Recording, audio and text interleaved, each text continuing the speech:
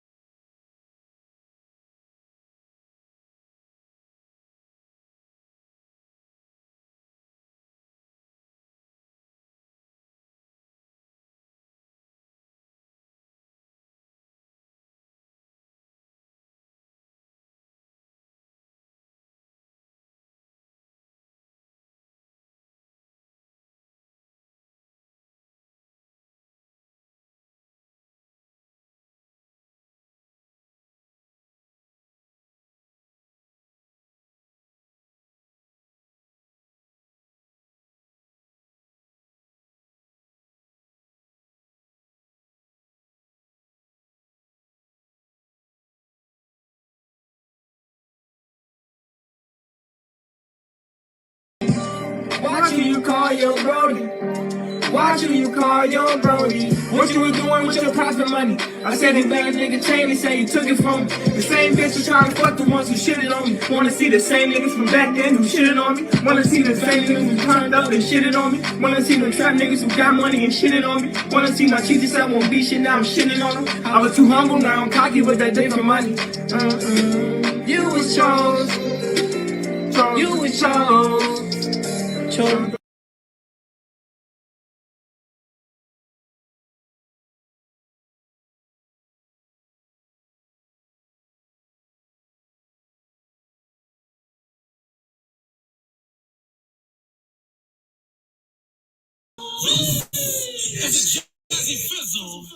Production. The princess is here. Hold up. The scarf is for the dance. It's for the dance. Today is only for the dance. The scarf.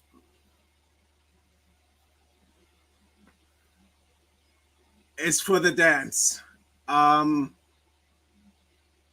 Welcome, guys, to Soul Rebellion, a new series where we talk about the dance. Today's scarf is all about the dance. We're flipping it. We're wrapping it. Every segment, we're going crazy on scarves.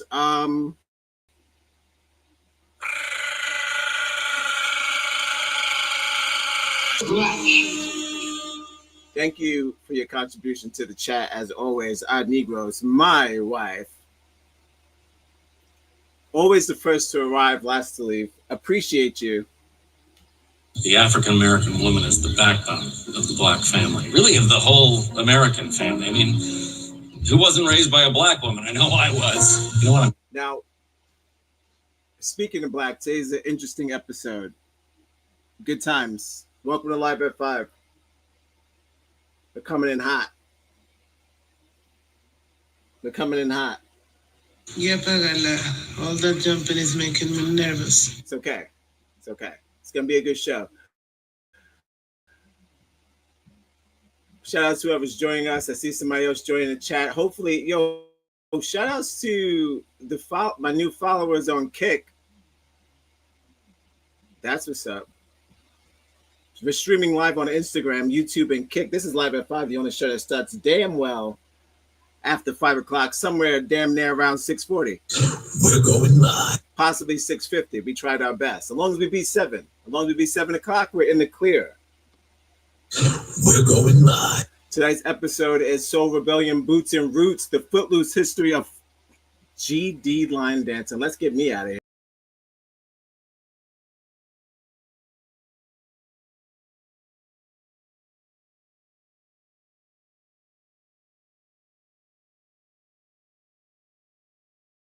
when black Kevin Bacon, there he is, getting footloose. Put some respect on that background. That's childish. Like my wife said, she asked if that said it was George Washington. Well, no, his name is George Washington's son. I'm talking about George Washington. Look at this. I strongly believe that TikTok is a ticking bomb. Yo, that's racist.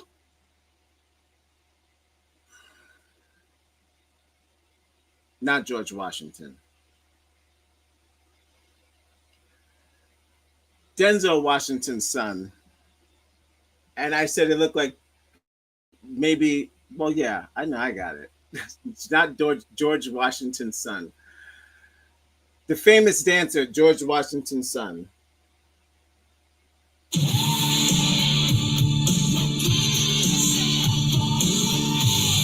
We're jumping the gun. They weren't great dancers, especially the British. Yes, yes, that was George Washington, Denzel Washington's son. I said it again. I got money on the brain. Money on the brain. We're winning. You see what's going on. So whatever you can do to help financially would be fantastic, because we have to beat it. If it's $5 or $10 or $100, whatever you can do. Now I got money on the brain. That's the last time I'm going to say George Washington. But yes, Denzel Washington's son. And I said, no, maybe it's childish Gambino Washington. There he is. He's got on a pair of skinny jeans and a dashiki. AI, I tell you.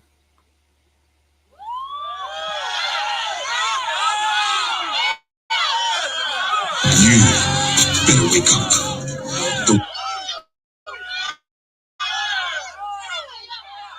You better wake up.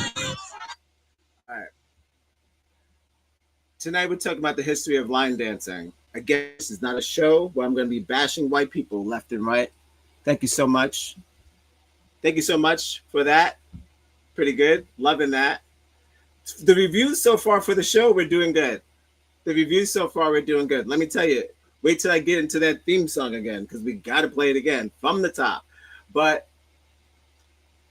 we got some clips. We got some dips. We got a great show planned. It's not going to be a long show. I'm just going to get into the history of line dancing briefly, where it came from, where it's going, some tutorials, some brief interviews, and I also have a breakdown from Duke University on the history of this kind of dancing, where we're using our arms and our legs separately from each other. It seems effortless to some, but very hard to some other people. And you know who I'm talking about. White people. White people think. But that's, hey, not to say they took the baton, they made it their own, in a sense. There's a lot of line dancing going on in the West, which is great. But sometimes the origin can be a bit misconstrued. So, as always, I'm here. Thank you for your contribution to the chat. I'm here, as always, to make amends. Just clear some things up. I'm going to check out some art with Mark. And we're getting just into the show. The scarf, if you're wondering what the scarf is for dance. I didn't have a black turtleneck, and it's too hot. Why would I wear that? So I figured that the scarf is for dance. Shout outs to if you're into video games, the Xbox Live Conference. I might go over some of those games. This X gonna give it to you. Since we're on Kick, I might as well talk about games. So I might be doing that. What was his inspiration for this episode? That's a very great. That's a great idea. It was Kevin Bacon. No.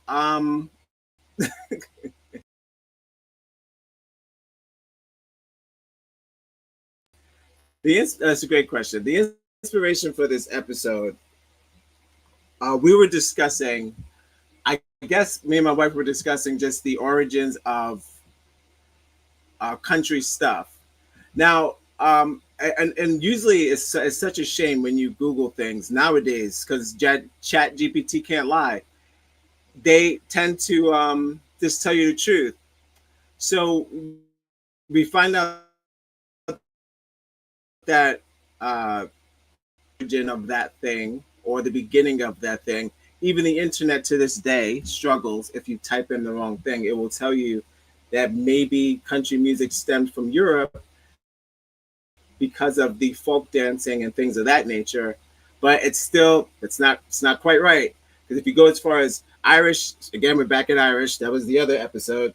Yeah, Pagala. All that jumping is making me nervous. This is the short answer. Shouts to Ireland. Shouts to Dublin. We realized that, well, we always realized, me and my wife, we always realized that a lot of stuff came or stemmed from Black people. You know where that came? That came. But this one intrigued me the most. Oh, and Ben Affleck an accountant too. That too, of course. But yes, Ben Affleck an accountant too is the basic answer is we watched Ben Affleck in The Accountant too. And then after that, we went into line dancing. And then after that, we went into how line dancing is connected to Africa. And then after that, we went into, so it's like a whole web of lies and a web of truth that comes up. But the sole inspiration was Ben Affleck in Accountant too. Yes, thank you for that. The African American woman is the backbone of the Black family. But yes, shout outs to Ben Affleck and shout outs to The Accountant too. He was dancing with a Black woman in that movie, and you should check that out. It's a great movie, and it's not as white as you think. It's about two brothers, and they're hanging out, and they're trying to make things happen, trying to fix the world with one bullet at a time. Yes, thank you for that in the chat. Yes, Accountant 2, great. No, not a spoiler, just a great line dancing scene. If you haven't seen it yet, it's on Amazon Prime. But following the research of the of country music and country things in general, I realized how sensitive the country community is. So much so, it trickles all the way down to the news, of course, but like everything does. But it trickles down to anyone who approaches the genre, not just in dance. Yeah, this episode is dedicated to The Accountant too.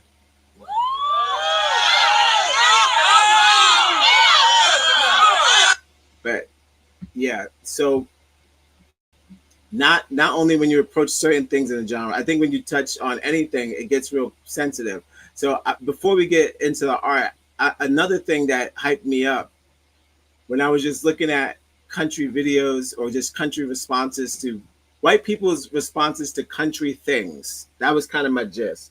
Now, I know it sounds like I'm race baiting, but I'm not race baiting.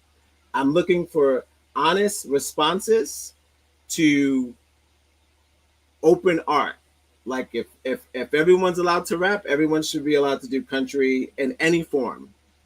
Before I do this, I'm gonna play the disclaimer because we're not trying to get copyright. You know what it is, and then I'm gonna play some clips. I mean, just this one before we get into the art, and then I'll get into the premise of the episode. Welcome to Live at 5, the only show that starts at 6:45. We're going live at 5. We're going live at 5-ish. 6 o'clock. We're going live. I wish a nigga. Like, subscribe and share.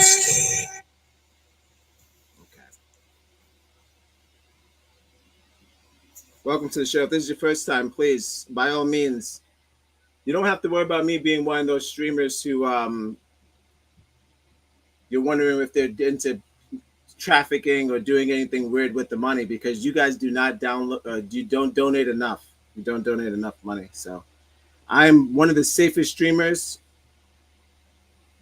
Speaking the truth right now, not enough money for corruption. Not yet. Not yet. Copyright disclaimer. Under Section 107 of the Copyright Act of 1976, allowance is made for fair use for purposes such as criticism, comment, news reporting, teaching, scholarship, and research. Fair use is a use permitted by copyright statutes that might otherwise be infringing. Nonprofit, educational, or personal use tips the balance in favor of fair use.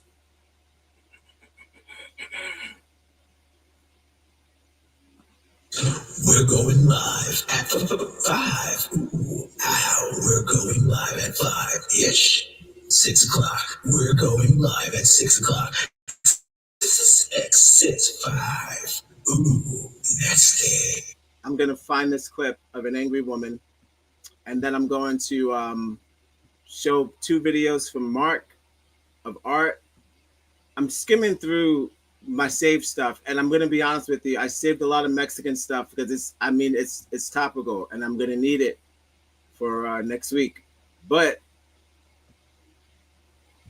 I got another clip that involves a woman furious over again, any approach to country music. The only reason why these episodes, or this episode to me, is special amongst seeing a interracial dance scene in The Accountant 2. It's like some people are okay with it, some people are not. So I like to think that a lot of the, I want to say, country music spots, country music bars have interracial guests, and it's not so racially baited. You know what I mean? I hope so, because the music generally is diverse, and it should be that way forever. So, and the way that you guys are going, there's no stopping. So, if everyone's allowed to rap, anyone should be allowed to do any genre of music that's available to them, especially if it's good. If it's good, it's good. So I'm looking for this clip. I'll find it. I'm skimming past all of my stuff. Should have had it lined up, but this came spur of the moment. I forgot I had this clip, and I was like, well, I guess if you ask me about really kind of what made me upset about the country music thing outside of Ben Affleck, outside of the beauty of the Ben Affleck music movie, was this clip. So as beautiful as Ben Affleck was dancing in the interracial country music scene, this is the nastiness of that same beauty. Okay, welcome to Live at 5. We're jumping right into clips. Let's check with Google time. It's Google time. What is it? Great question. I'm gonna share my screen in tiny form. Whoop wop bam. Then we get into art. Then we get into the other shit. This is Megyn Kelly. Megyn Kelly has some really crazy things to say about Beyonce. And I thought, man, that's pretty wild for Megyn Kelly. Recently came to my attention that Beyonce, who's on some world tour right now, reinventing herself as a country star, is running videotape during the show of yours truly. I believe it is a clip from me on the Paul Murray show out of Sky News Australia, which I do once a week because I adore him. But it's me commenting about how when she started getting into country and the launch of this album, she and her marketing people were treating that entry like the second coming. Like it's Jesus incarnate. He's back. All hail Queen Bey. She's here to rescue country music, which was a perfectly thriving industry long before Beyonce showed up. But now we all need to hail her because she's married to Jay-Z, which means we will have hundreds of millions thrown at any marketing effort behind her. And so that was my take. But the vast majority of consumers and her fans celebrated her to high heaven. It was like, again, Queen Bey and the Bey Hive and the marketing she got and the recognition and the awards and the singing opportunities at the awards shows, all of it was piled upon her, as everything is. That she is considered untouchable. You're not allowed to rip on her. By the way, not allowed to rip on Michelle Obama either. But we do. Too bad. The more untouchable you tell me somebody is, the more likely I am to want to hit them. And so here is a bit that she came to our attention. She's showing it every show. Decided to stick her big toe into the lake.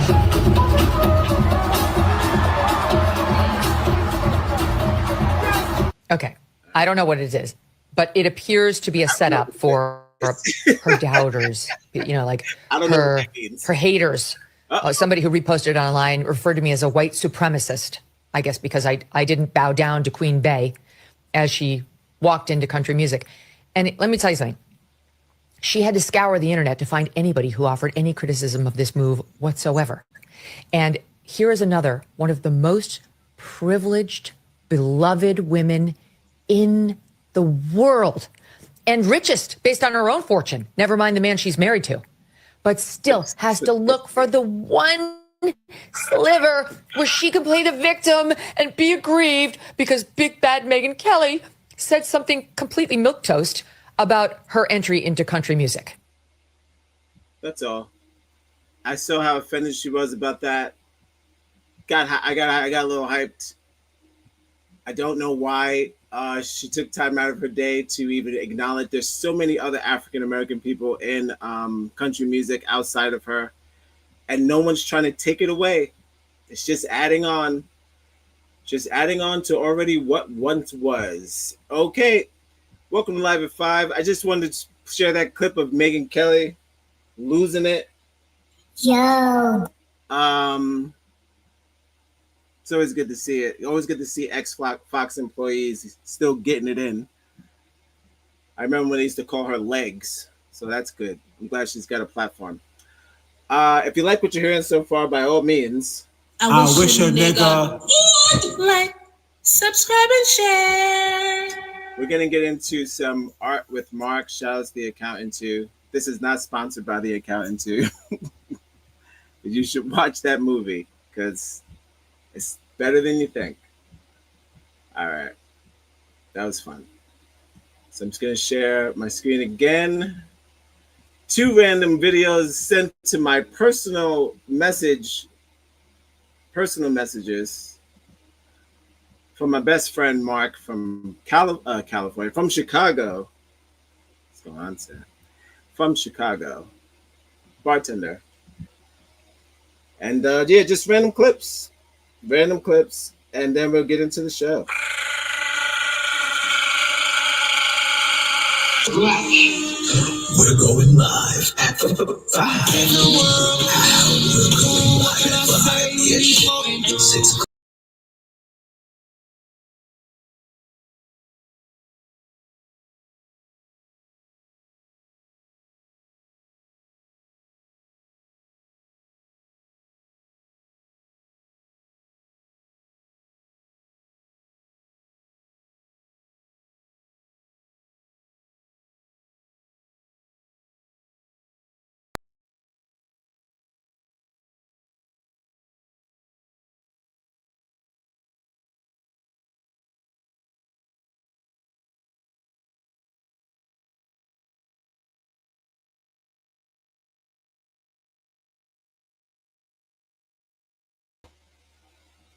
Get me in that tiny screen. Welcome to the show, guys. Live at 5.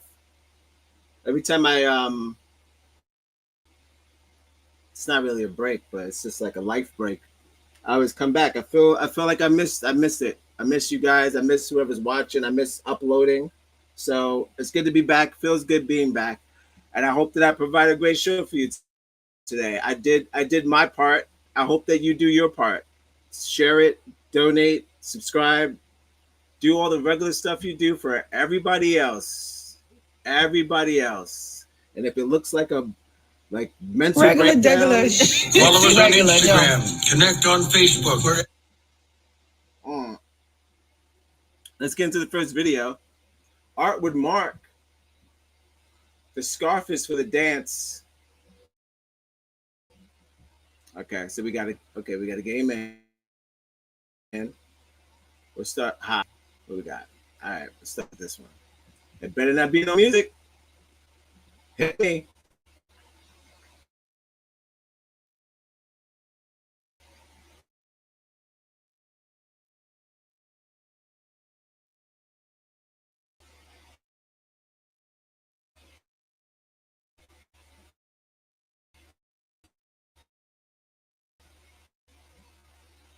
Look at the muscles in this guy. Excuse me. Could you stand up? Look at that guy. You in the beautiful white shirt.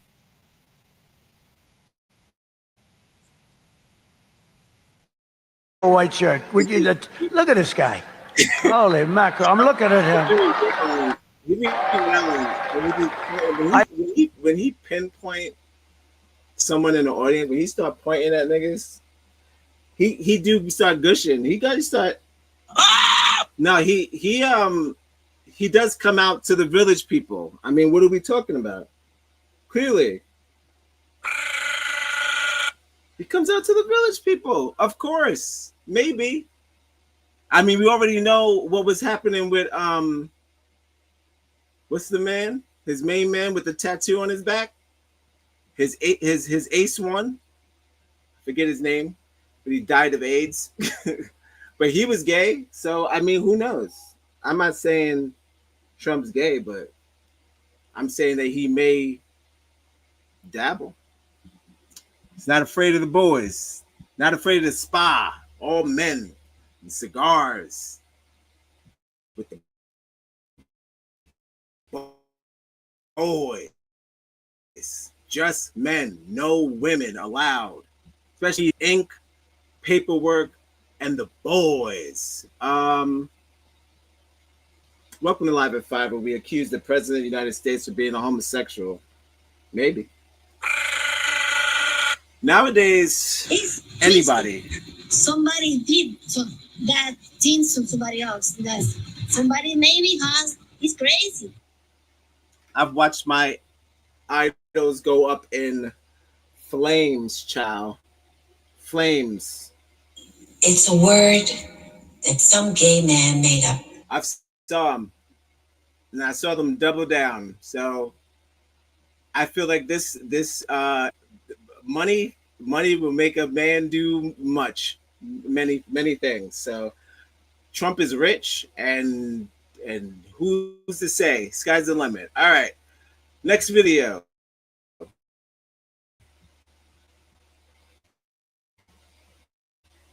Don't have my now you want, but my thing is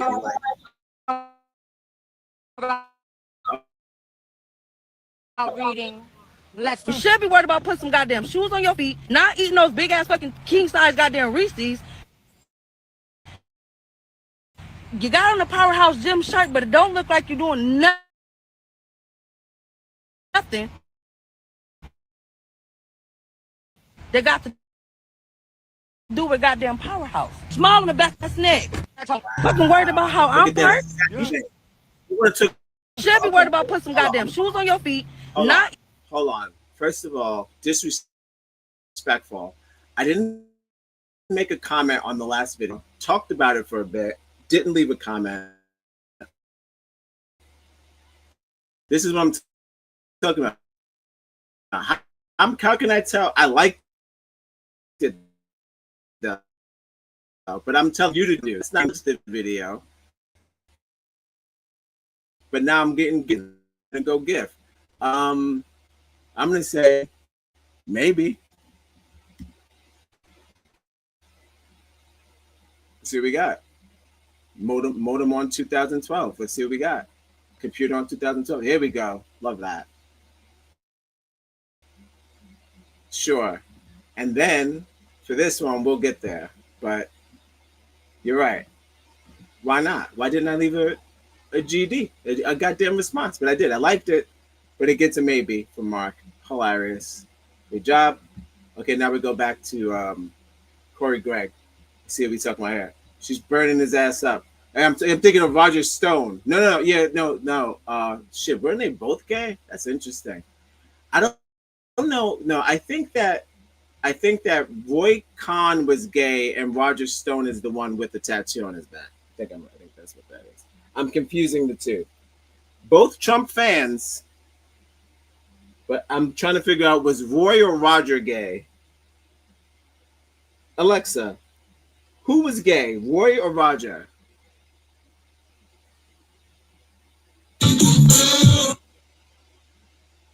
I think I'm going to go with, I think Roy Khan died of AIDS.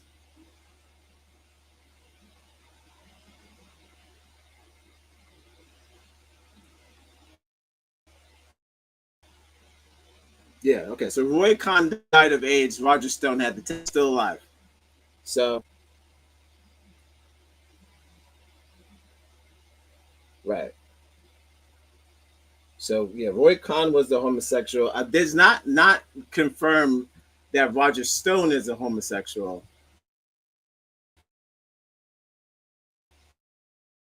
but confirmed how homosexual. Not no problem, but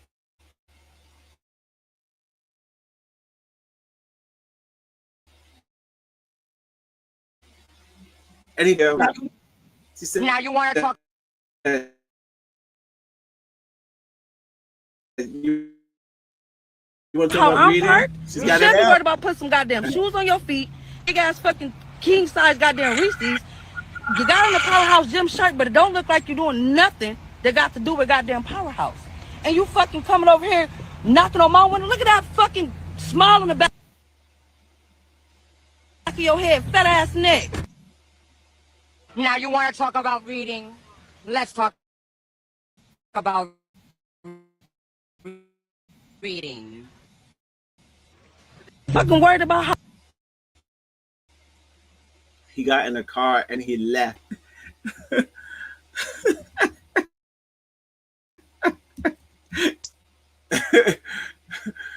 He left. Fantastic job. Fantastic. She Dextered his ass. Broke it down real slow. She read everything. She saw all the signs. Laughing, cat, emoji, please. Perfection. All right, that's for next time. We don't have time for that. I could just click on it, but we don't have time for that. Guys, that was Art with Friends. Fun as hell. 5 stars.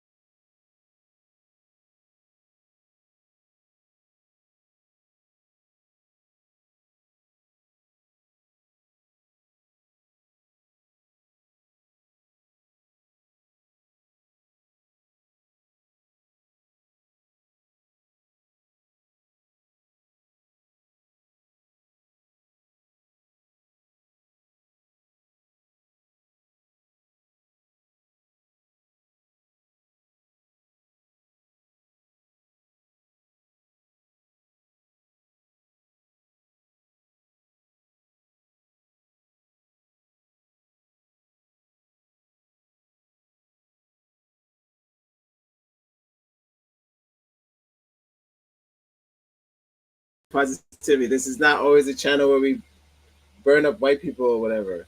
It's a positive channel. It's live at 5. The only show sets at 6:40.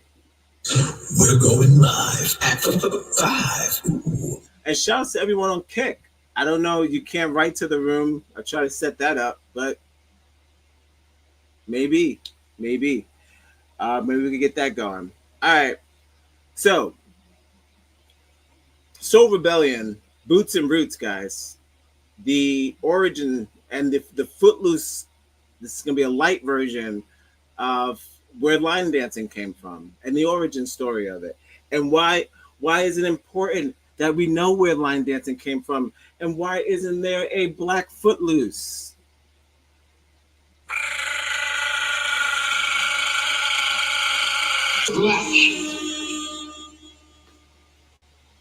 There should be, but maybe this will inspire one. Okay, so I'm gonna play the jingle. I'm gonna play a video clip that's gonna get the ball rolling, get you excited about this episode, and then we're gonna bring it home with facts, nonfiction, and yeah, just doing the right thing. No spike. All right, guys. Welcome Live at 5, the only show that starts at 6:45. We're going live at 5. How? We're going live at 5-ish. 6 o'clock. I wish a nigga. To the what? To the west. Speak English, nigga. You got it. You got it. Gentlemen. This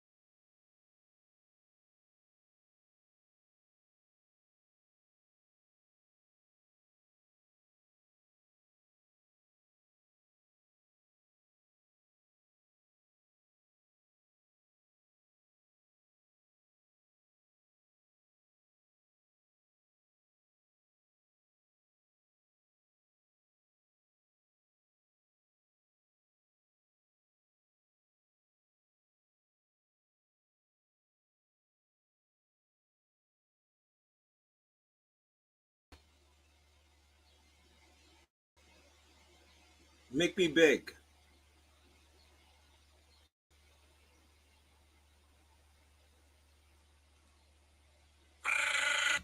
Just like that. All right.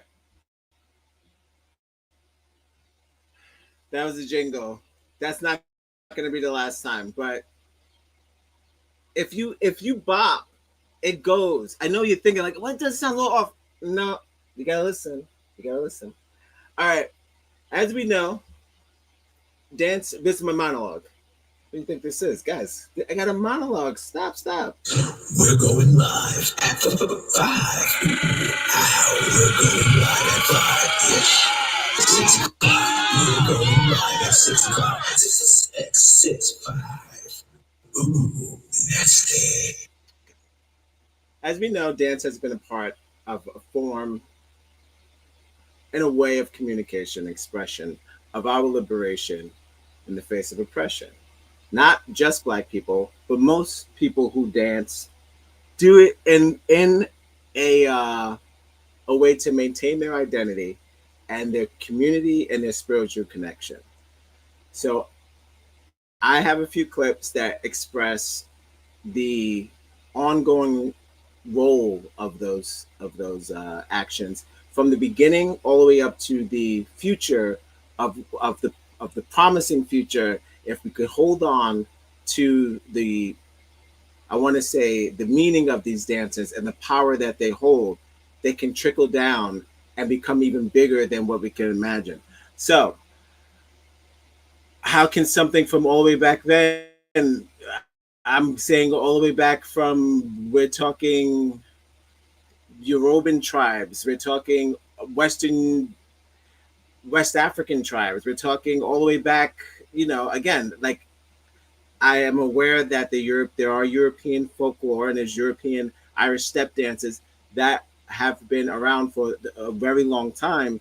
But as far as I could go back, and I'm going deep into American soil, it's like it just gets blacker and blacker and blacker. So it can just seem like a lot of the dances came from just African dances, things of drumming, things of djembe, which is a combination of just drum and dance together.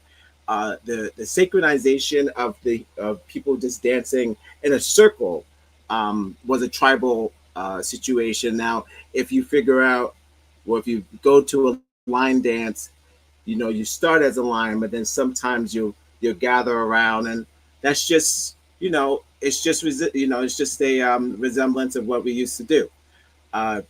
We used to do it to worship, and now we do it to show people that we're having a good time. We show people that we're we're in glee.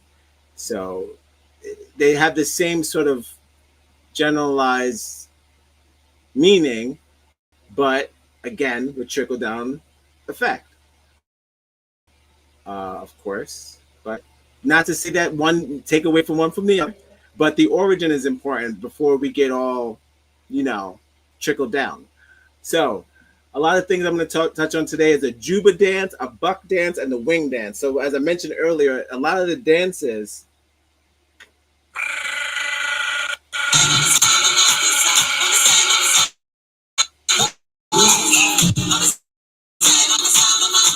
with your nigga.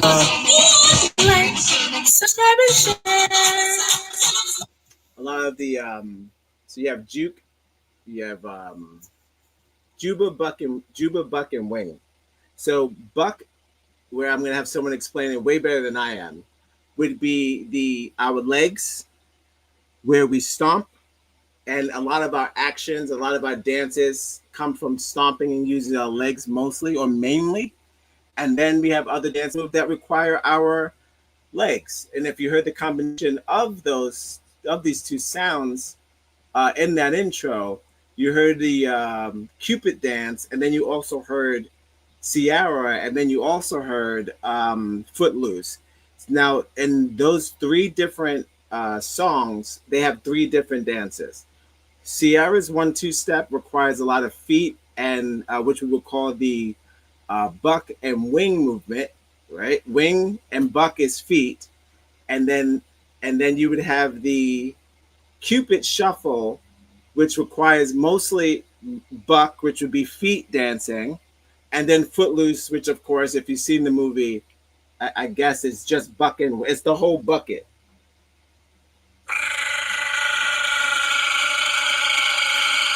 Because they're moving around, they're moving around. Yeah, Pagala, all that jumping is making me nervous. They jump so much because they have superpowers. So yeah, so they use I mean, Footloose, they're using everything. they jumping around. So not quite like that. I'm making fun of it, but I'm not making fun of it, but it's kind of like that.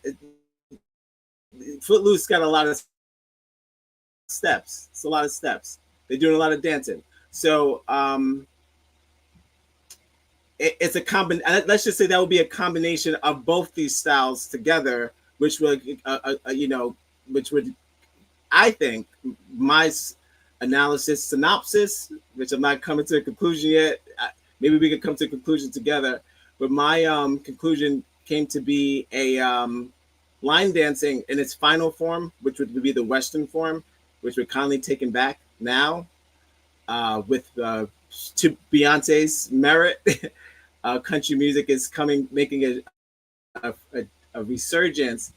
Not that it left, but a lot of people who were, I guess, shy to, even in Texas, you had Black people who lived there who weren't really that confident in the scarf is for the dance. They weren't that confident in their country music history or liking, so they would have to water it down. So now Beyonce comes out. This is why I played that clip. Beyonce comes out, and then all of a sudden the Black people get to embrace their own culture. So it's kind of like, it's just a bell. And it doesn't really necessarily mean it's the forefront of country music. I don't think Beyonce is the future of Black country music. I wouldn't say that. She didn't even do any yodeling. I don't even have a button for that. He told me to take my high yellow ass inside the house. Clearly a lot of slaves did a lot of country music, right? We all know the banjo originated from slavery. The most broken instrument. We talked about this before on other shows, but again, I'm talking about Juba, buck, and wing dancing tonight. Most of this stuff a lot of it was either post-slavery and also current. So I'm not gonna delve into the darkness of slavery again. This is a dancing episode, but there are connections, of course, as it is to everything. Most things that were put into a line, except for the Jews, were told to dance. Do that make you feel a certain way? Black.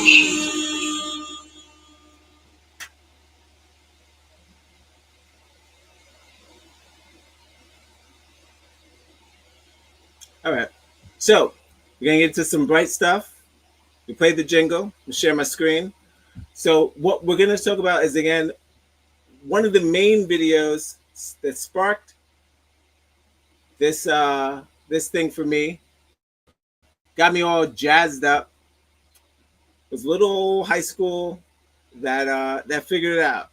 And it's always the kids, and I hope it's the kids. It's usually the kids that figure it out, and it makes me happy. So I'm going to share this video with you after Pete Davidson plays his video game. Speaking of video games, I may do some fucking Xbox coverage shit and talk about the Luna on X Gonna Give It To You on Friday. Did that make you feel a certain? I might have to switch it up. I mean, if I'm gonna be on Kick, I might as well talk about gaming. But I got some financial stats on Luna that you may want to hear, and it may save you a dime. Only if you're. That's also known as an algorithm. Only if you're a casual gamer. I'm only speaking to casual gamers. Anybody that plays Call of Duty, you could change it now. Not talking to you. You don't have to watch this. No, not Jesus Blackman. I'm talking about dickhead. You know who I'm talking to. Dickhead Call of Duty apply. But for those of you who are interested, I may have some Luna news this weekend that I would like to discuss, because I feel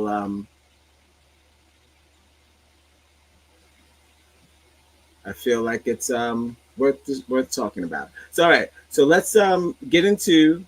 Oh my God, Netflix! My goodness, they want me to get these full service so bad. They show you 1,000 commercials, you don't get the YouTube red, and I think that's harassment, if you ask me. Speaking of harassment, guys, the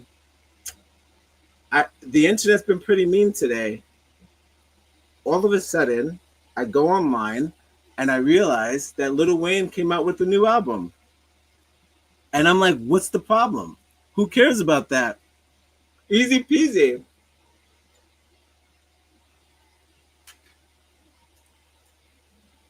What album has he ever put up that's ever offended anybody?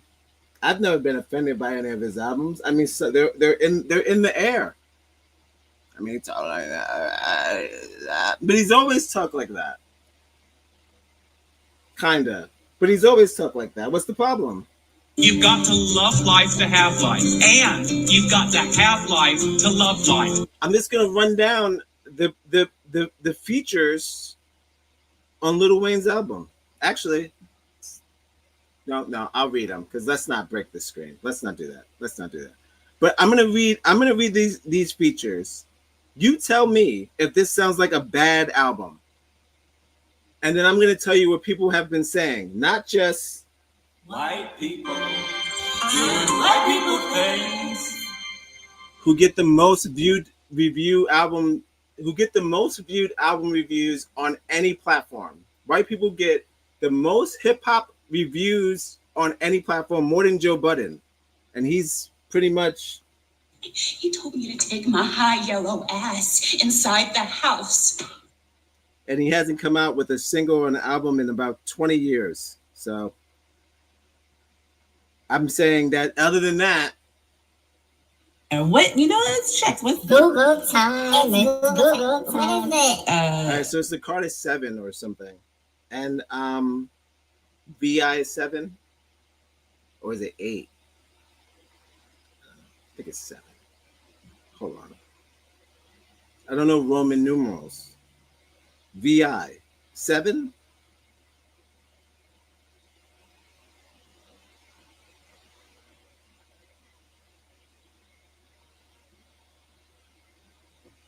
Five, 6. Can't be. He's came out with more than 6 albums.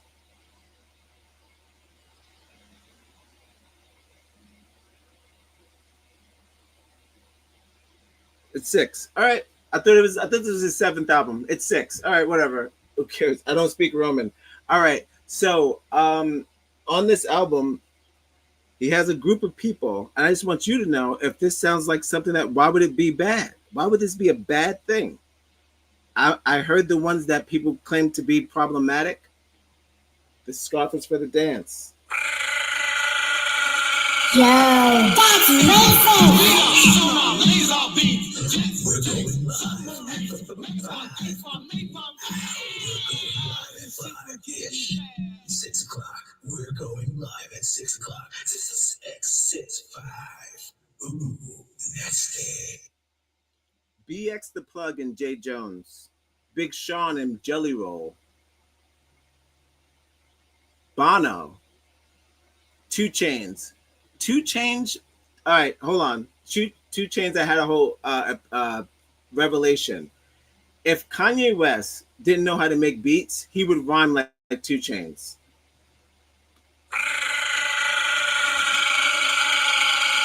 I'm taking that with me, and I mean it. Now, look, you got to understand. How does 2 Chainz rap? He's a clever foodie. His whole name started on some sort of joke and or pun and or oxymoron. Clearly knew he was going to get more chains. Kanye West raps like that. So if Kanye West beats weren't as good, I feel he'll be like if 2 Chainz had Kanye's beats. Do that make you feel a certain way? That's why he can't stay away from him. He can't stay away from him. He put him on almost every album he's ever had. Only because I think that he sees the similarities in him. He's like a more prestige, less crazy version of himself. If Kanye wasn't so crazy and obsessed with white women, he'll be like 2 Chainz. Like he'll be on Food Networks and shit. That's what he wants. He would like to If somebody who tweets 300 times a day, wouldn't they want to be on television?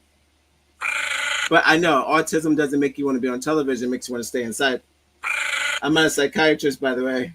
Follow us on Instagram. Connect on Facebook. Wherever you get your podcast. We'll be right back. I'm in the shit. All right. Bono. Wyclef Jean. And Andrea Bocelli. Manny Fresh. He got back together with the gang.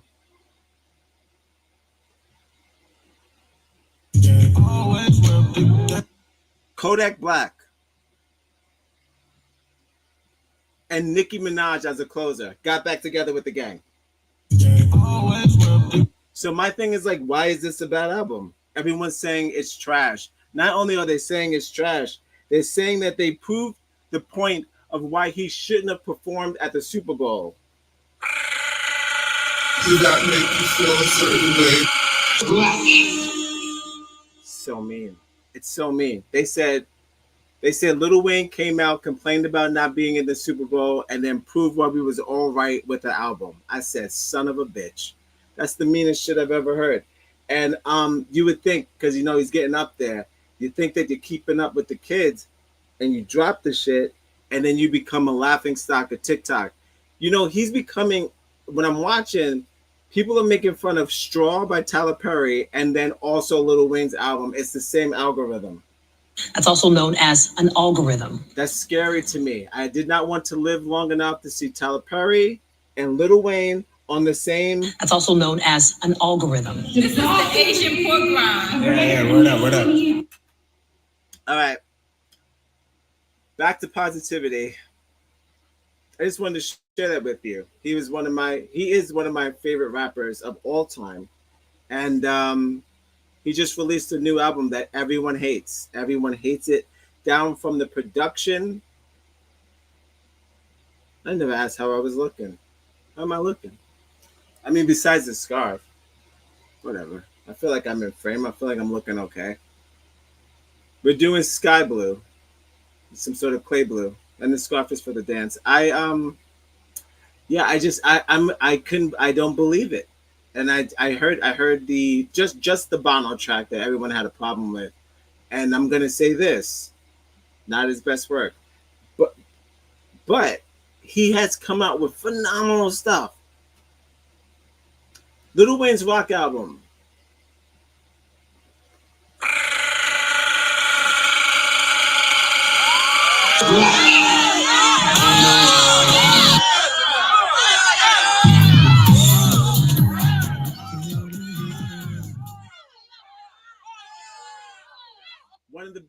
One of the best black rock albums since In Living Color. Go check out Lil Wayne's rock album. I just wish he would do stuff like that. Just do that. Because I can't understand what he's saying. And neither can the reviewers. And then he's got quirky beats. People connected his beats to Looney Tunes. So, what are you going to do? All right. That's enough of that. 59 minutes on that. We're going to get into my inspiration clip. A little bit of lines. And that's it, guys. Welcome to Live 5. Don't show us that's that goddamn.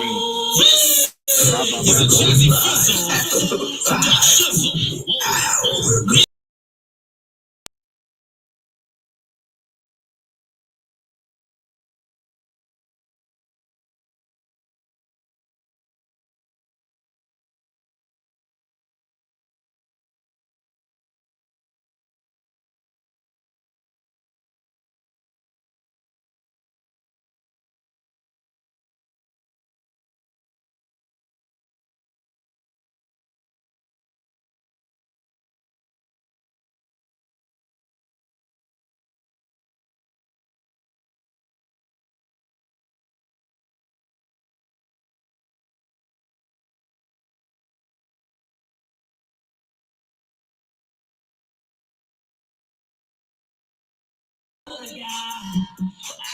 the sea, that you're still holding me down.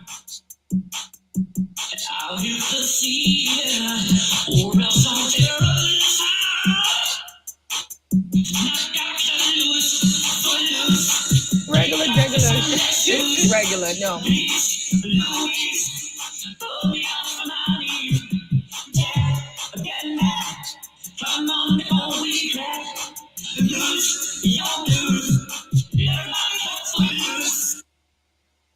All right. Cool. Tight. Check out these kids. Let's put this at 720p because we don't want no problems. On a related note, Carroll High School at it again with their series of events celebrating African American culture. On today's schedule, line dancing. From Creole trail ride dances to modern dances like the Cupid Shuffle, it all harkens back to African tradition and ritual. Line dancing is how black communities have passed down their histories and remained connected to one another in a language that anyone can understand. I feel like because everybody connects to music more than they connect with kind of like personalities and stuff. Music connects everybody together, and it's just easier to do instead of like kind of talking to somebody. Party doesn't stop here, though. Carroll has something going on every week during Black History Month. You can visit our website to learn more. Yes, so that was kind of like the jump off point, right? So then, like I said, because we already hit the hour mark, so I want to hit you with some facts. I'm going to skim through it. Now, that video that I have in the first clip is called the Shim Sham. Okay, that's a 1920s dance that I have to the Cupid dance. That's a Shim Sham now. That's a Shim Sham dance. It's all tap, and it's highlighting tap, which is something that I saw that Glorilla did at the BET Awards. I didn't watch the BET Awards, but everyone's like pissed that she tap danced. And I'm like, here we go again. Guys, history. Yo, that's racist. She's allowed to tap dance. We started tap dancing. God damn it.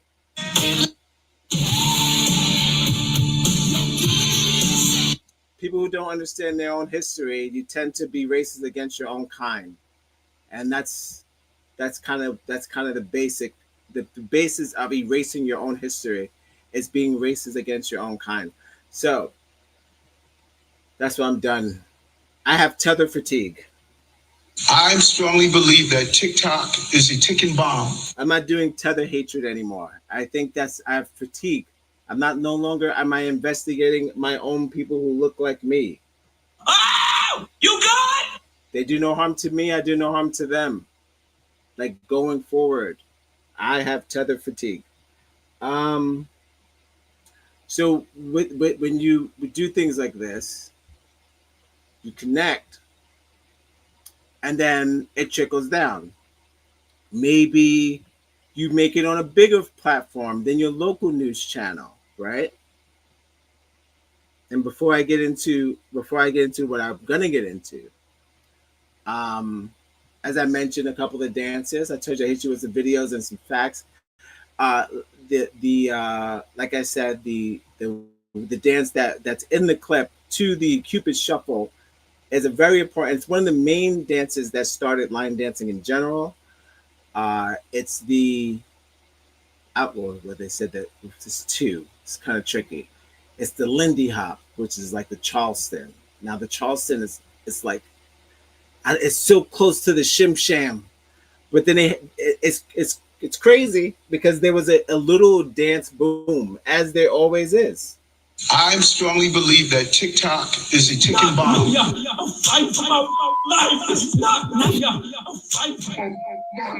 I wish a nigga would like, subscribe, and share.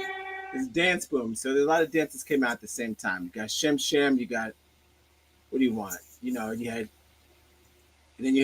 your they dance also in line dancing. So between the Charleston, the Stroll, and the Shim Sham, there was a dance boom when all these dances started coming out at the same time. But one of the main origins of the dance was what you saw in this clip is the Shim Sham, which is the original line dance.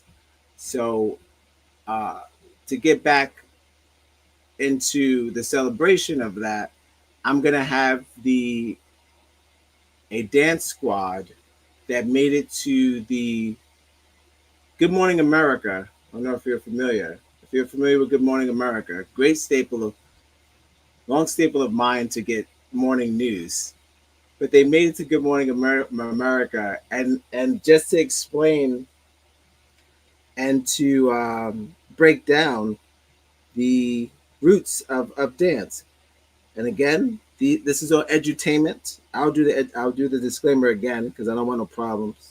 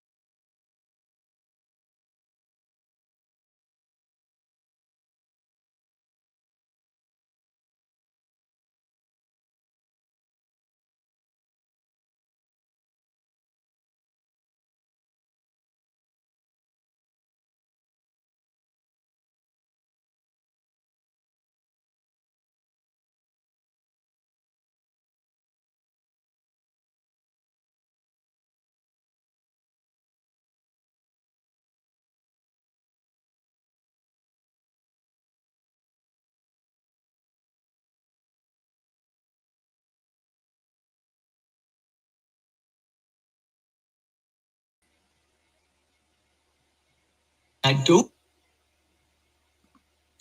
We're going live. All right. Black excellence. Black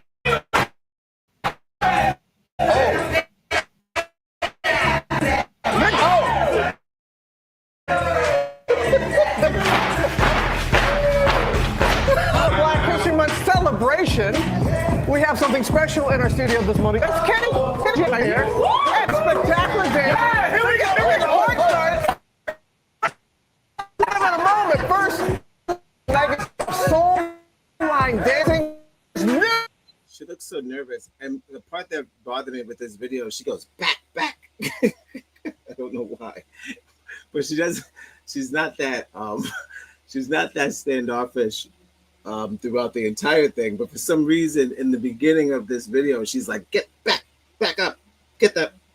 Did you feel? Like I didn't understand that because they need them for the segment, but at that time, she's like, "Get the back up." I do believe blackness can be overwhelming. It can be. The African American woman is the backbone. But I understand it can be overwhelming, but she literally was like, hey. He told me to take my high yellow ass inside the house. He told me to take my... All right. I wish a nigga... Like such love and share. 5-ish. 6 o'clock. We're going live at 6 o'clock. Oh, Renaissance!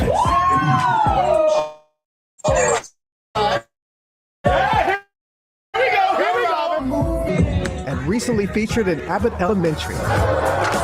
Soul line dancing remains a guaranteed party starter. A staple in the black community region, the dance style blends fancy footwork with R&B and hip-hop. It's the dance that tells the story of America, has given meaning and life, to some degree significance to our experience. Dance is a public announcement of our inner joy. And now, those joining in on social media are bringing... Okay, and that's why I'll stop it after that lady says that, because it goes into further more of copyright infringing music. But that was the beginning. I just wanted to let you know they made it to Good Morning America.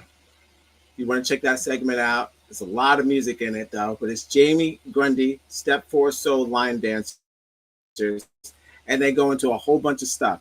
But I do have some other clips, no worries, of some combinations, and we'll get into that. This may be the last ad you ever. We get into some tutorials, and then we'll get into I want to show Urban Cowboy, a movie that sparked the line dancing revolution that was the late aughts. This is fresh out of John Travolta's role in Saturday Night Fever. He did a movie called Urban Cowboy. Now, this is before Roadhouse.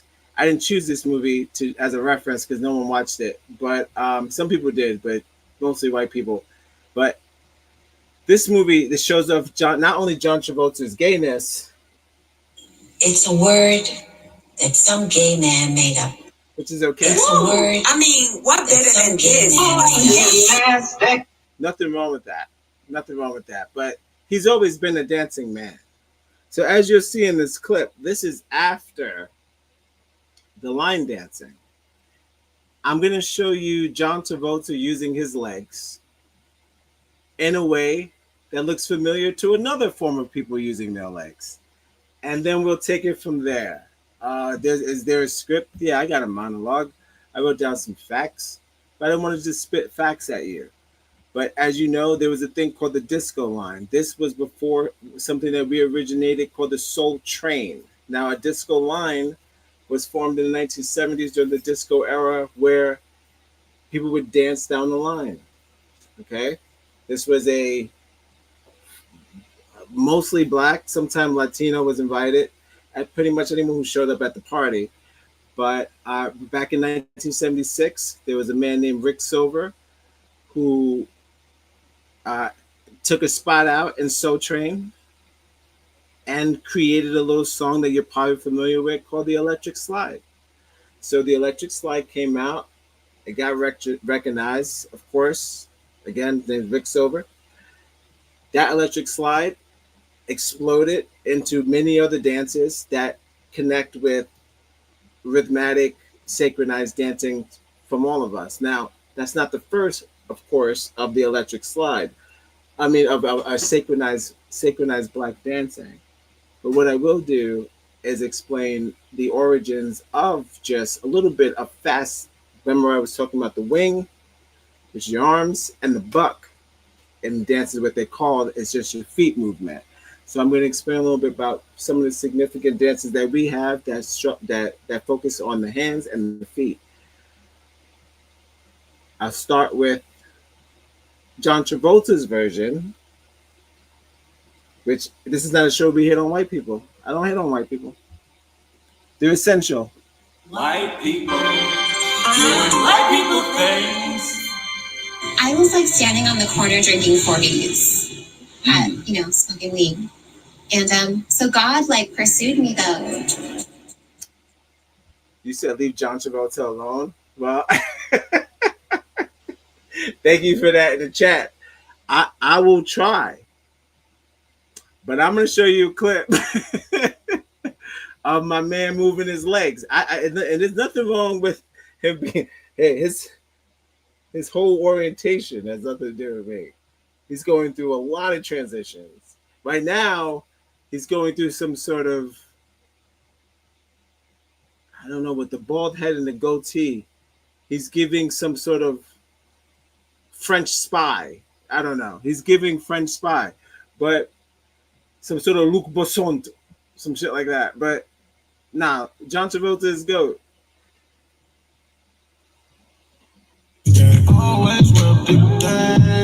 But I'm just gonna play a little bit of his fast legs, and then we'll get into where he may or may not got them legs from.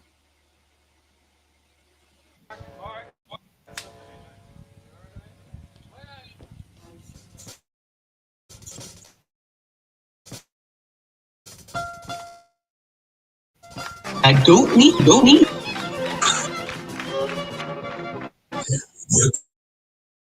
going live at 5.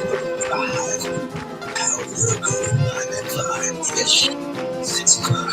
We're going live at 6 o'clock. 6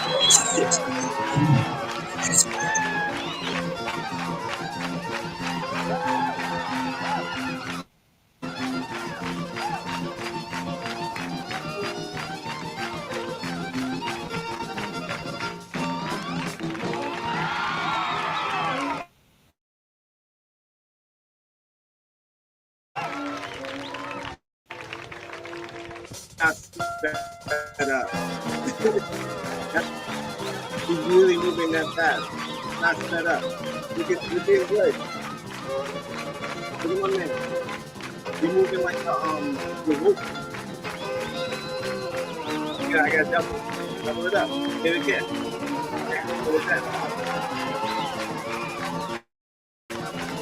Got it. Hit it. Fast. Okay, so look. You saw what you saw. You saw what I saw. Did you see those legs move? Oh, I should have trimmed these sides. Oh my God. Look at the sides on the edge of the thing. Oh, sloppy work. I was going with the poster vibe, movie poster, whatever. Ooh, I mean, what better than this? Just a guess. They're so excited for you to be a part of this experience, the fans. So you want to leave? Subscribe and share. It's free. If you have the internet, it's absolutely free. If you have the internet, it's free. If you put on your internet, it'd be there. Like, subscribe, and share on the internet. It's on the internet. Just put on link to internet.com.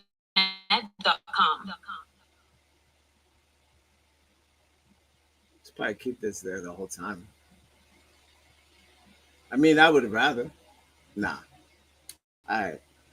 So, leave John Travolta alone.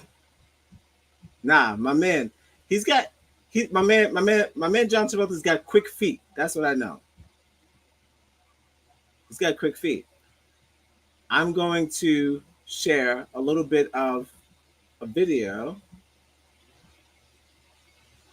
that shows that work. Then we'll get into a Duke University breakdown of Black Dance, and we're bringing it home because this is not going to be a long episode. Okay. Well.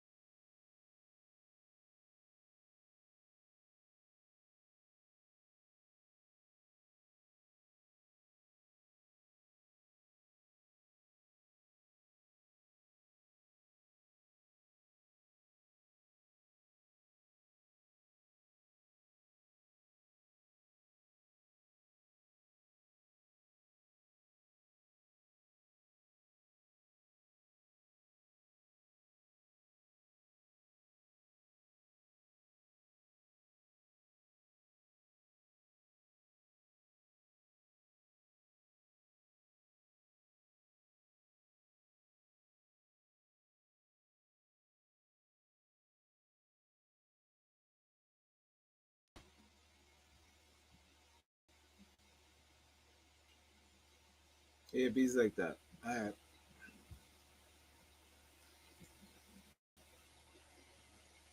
It bees like that. Well, hold on. Let's get into a little bit of resemblance of what may contributed to those Travolta fast feet. Maybe there was some, I don't know.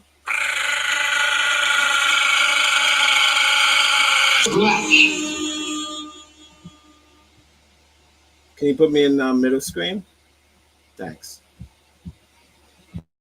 Let's pretend like I'm controlling it with my voice. You'll never know. Mispronunciations. Moreover, at times, textbook knowledge on any particular ethnic group or culture will have errors. The scholarship may have assumptions that don't reflect a proper historical perspective. So, if you're from this particular ethnic group, I would really appreciate any additional insight, correction, or revised context so that we can truly understand these African people and their culture as best we can. There's a reason why this traditional African dance went viral. Admittedly, the first time I saw it, I was absolutely mesmerized. And I say this with no exaggeration. This is the closest I've ever been to being hypnotized. That's the closest I've ever been. Seemingly, the world had a similar experience because people could not resist viewing this dance on social media. Personally, it was clear that it was more than just a dance, but we'll get into that a little later. Let's talk about the people behind the mask, if you will. The originators of this traditional dance are the Guro people of Cote d'Ivoire. As with many African ethnic groups across the continent, they're believed to have originated elsewhere in Africa and migrated over time. Some scholars attest that they may have originated in the Sahel region around the time of the Mali Empire, which existed from the 13th century to about the 17th century. They're a Mande-speaking group of people like the founders of the Mali Empire. Historically, the Guro have influenced and have been influenced themselves by other ethnic groups in the region. Over the centuries, the Guro peoples became some of the best sculptors of wood in the region, transmitting their techniques to other artists. Along with the transmission of their artistic techniques went the Guro's significant store of myths, legends, and philosophical concepts. Some people, such as the Mwa, Gagu, and Nwan, were assimilated into the Guro culture so well that they, in actuality, became Guro. Like many African people across the continent, the Guro are very spiritual and incorporate their spiritual concepts and worldview into their everyday lives. The art and symbology of sculpture is of great importance for Guro religious practices. The Guro have several mask societies and various masks that represent different concepts of their religion and spirituality. These mask societies are known as the Zambo, the Goli, and the Gai, and only men can be initiated into these groups.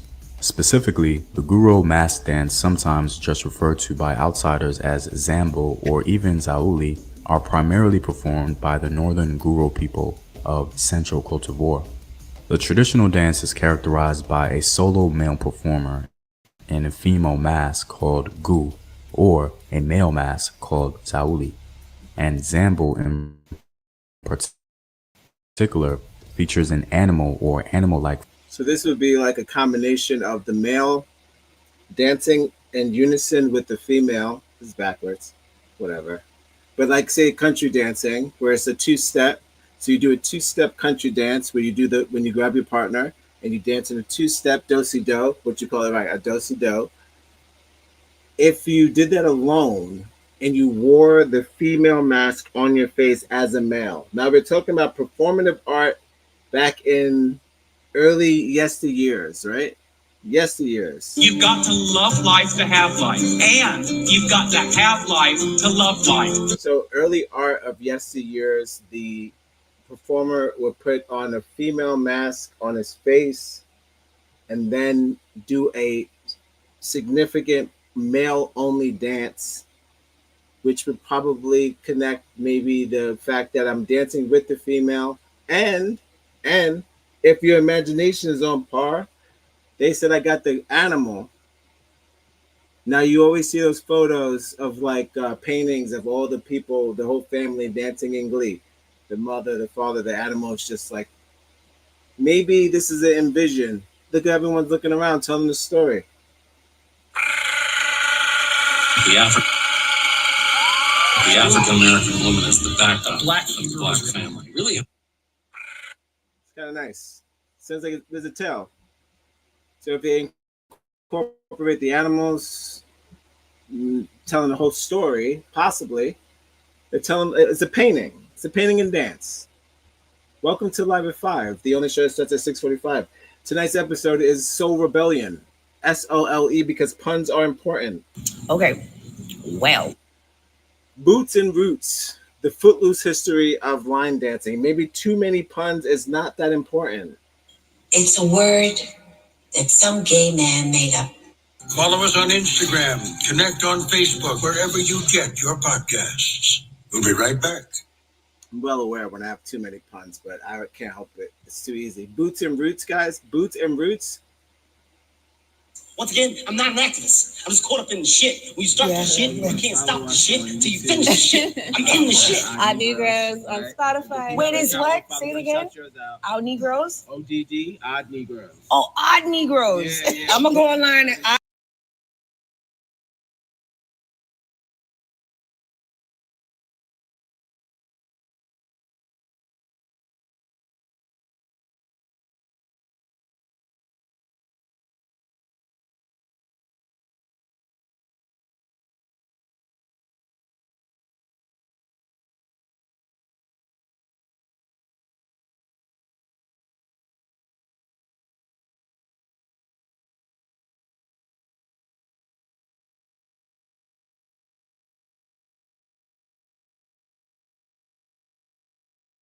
Going on.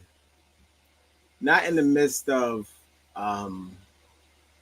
talking about African culture and African American culture. I'm being like, oh, I'm not going to mention like there's a war going on. No, I understand. I get it. Y'all out there, you're fighting for your rights. You got to do what you got to do. Been there, done that. Look, listen, we do things like this. We have purpose propaganda shows. Oh, you got to constantly fight ops. The opposition, the oppressor is always valid. The oppressor is always up. The oppressor is always awake. The oppressor is woke. You're a fucking pig. So you want to stay a few alarm clock settings above the oppressor, because the oppressor is woke. They're never late to work. The oppressor is never late to work. They need that money. So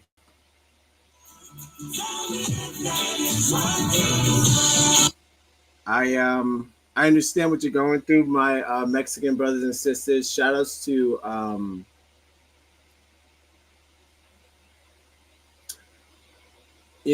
I just saw on X today a lot of opposition. There's my artist of mine who I favor. His name is JPEG Mafia. He was upset at the fact that he made a valid point that he was saying that, okay, so I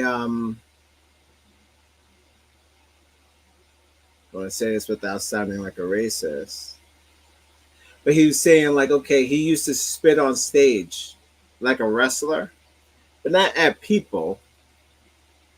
Oh, you nasty. Not at people, but just like rhyme and spit. So people are like, they made a whole thing about this thing, right? And I thought that was like, I was like, who cares? Like, people have their tics or do whatever. As long as he's not harming anybody, who gives a shit? So he wrote a whole thing about how people are being prosecuted for being spitted on. Because Trump said, I strongly believe that TikTok is a ticking bomb. We're winning. You see what's going on. Trump said, if they spit, we hit. Now, I don't agree with that per se. That's not my vibe. That's not the vibe of this show.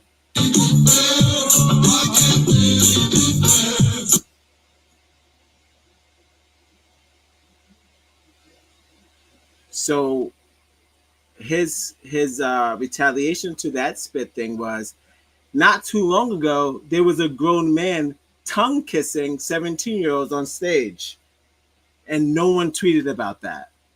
That's a good point. Although he is a pedophile. If you only show it to children, they're going to think it's big. Yeah, he is a pedophile. No. That's a good point. Although he is a pedophile. If you only show it to children, they're going to think it's big. Yeah, he is a pedophile. No.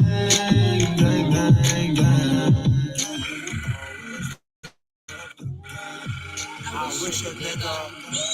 Like, subscribe and share.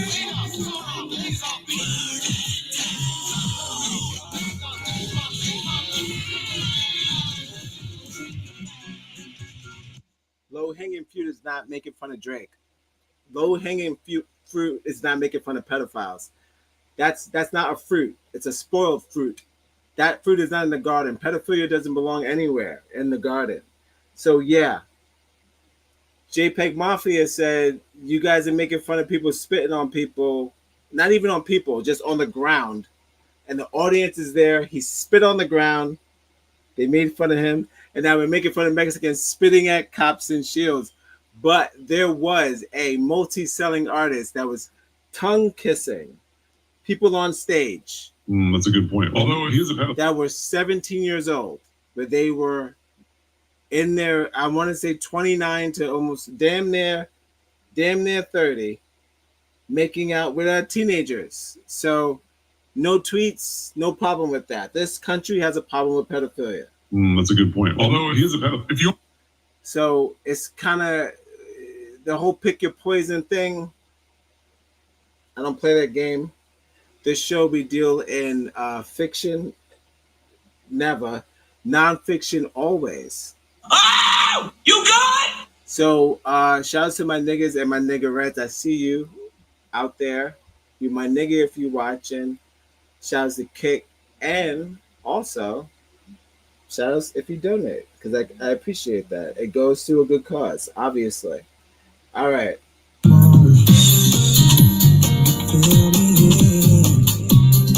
Figure. The performances of either representation is like no other on the continent or the world.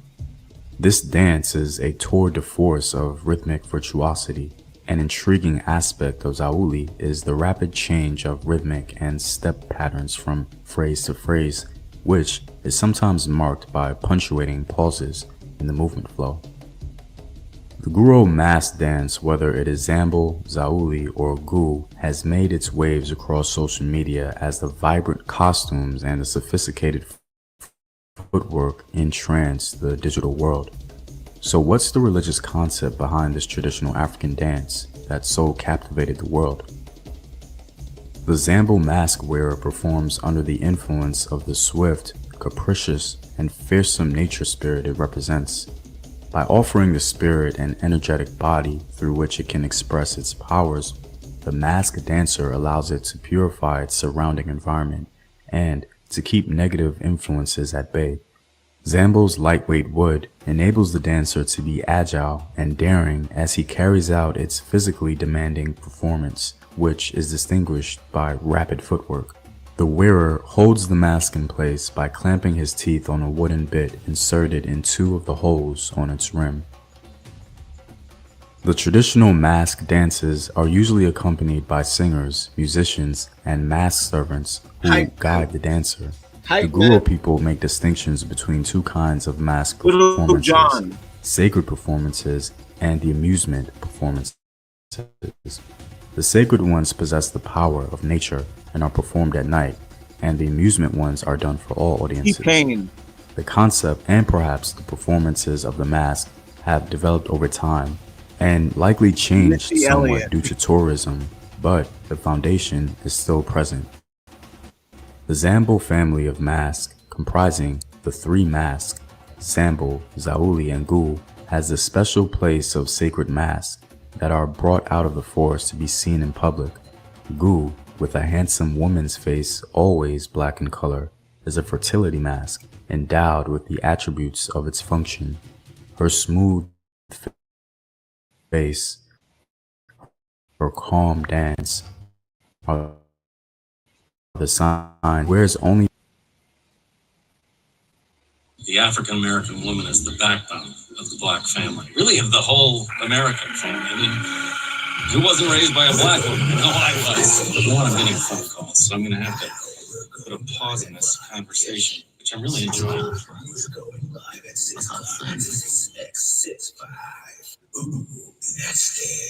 I wish a nigga He pressed just finally and trappings. Even though today many of the various Zambo performances are held primarily for entertainment, Guru dances have still retained a spiritual component that adds another layer to the mystery and splendor of the traditional dance. Bam! Shout out to my brother. Excellent presentation. So, well, that was just like one, and that was like, you know, come on. In a sense, we're talking about fast feet. I was like, there can't be no faster feet than a nigga. Niggas got the fastest feet. We were the only ones. We've been running our entire lives, so we have to have had the faster feet. So the idea of white people have faster feet than us is absurd. They didn't have enough. The feet weren't fast enough to even fix their own houses. white people doing white people thing. All they had to do was put the shade on the thing, but they didn't. I'm just saying, they hired faster feet. Yo, that's racist! It's not that kind of show. Welcome to Live at 5. We're not making fun of white people today. That's not what we do. So that was like a nice little introduction I put together for you. I hope you learned something. Now I'm going to get into Duke. Duke is just going to explain, as every other professor in the Harvard University that you guys let in. He told me to take my high yellow ass inside the house. They're always light-skinned. You guys only let light-skinned people inside your facilities. I could search for hours. Actually, a lot of the times when I'm late for this show, it's me trying to find anyone my skin tone who's been to Duke or Harvard. I'm sorry, the scarf is for the dance. Gentlemen and gentlemen. This is a Jazzy Fizzle production.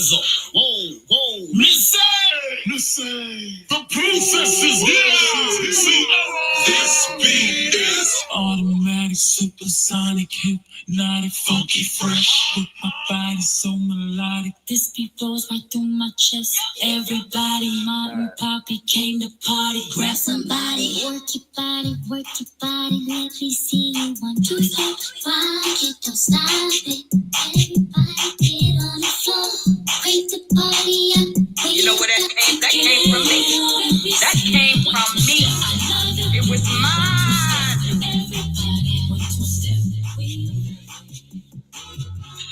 We're waiting to see what's going on.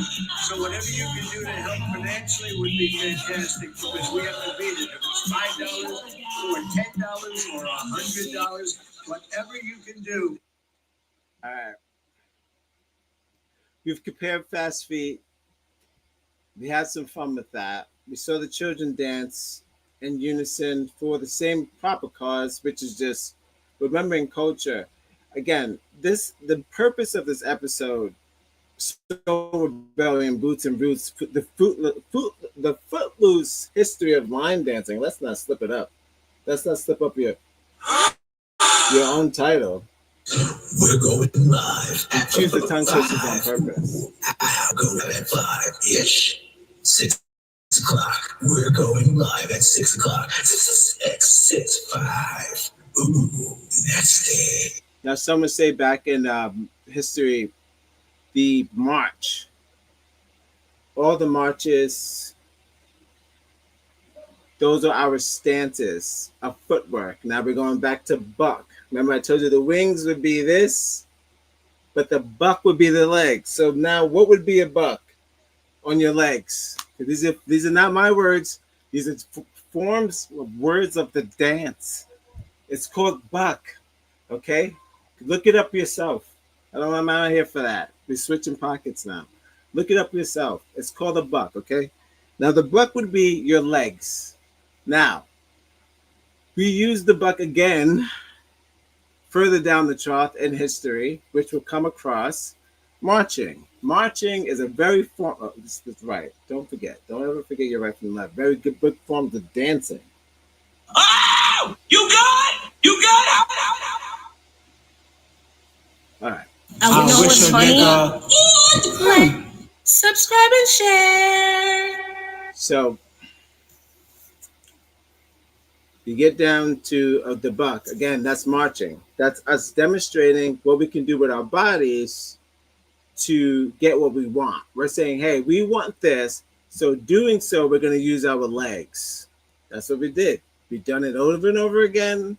It's not so much of a dance, but it's so we're showing you.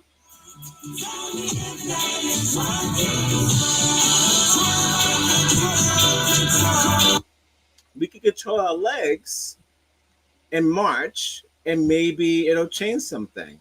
That goes all the way back from the Nation of Islam. We stood. This goes from even back to Gandhi, who also used his body and legs, upper body wings, lower body legs, to establish what they want out of, their message. So yes, the body is always used as a form of demonstration, but sometimes it's used rhythmically. So that's what I'm talking about tonight. That's why we're talking about soul rebellion. How do we use our bodies in rebellion? We're not the only ones, but I came to a conclusion we are the first. You can't go back further than where people didn't have a language and there was only African language. You want to go before that, then listen. Once again, I'm not an activist. I'm just caught up in the shit. When you start the shit, you can't stop the shit till you finish the shit. I'm in the shit. All right. The scarf is for the dance. All right. We got it. We'll figure it out. All right. That's fair enough. All right. So I'll get into a Duke University clip. I admire, again, everyone that goes to college. He told me to take my high yellow ass inside the house. So just be prepared for a scholar of a lighter skin tone, and that's colorist here. You've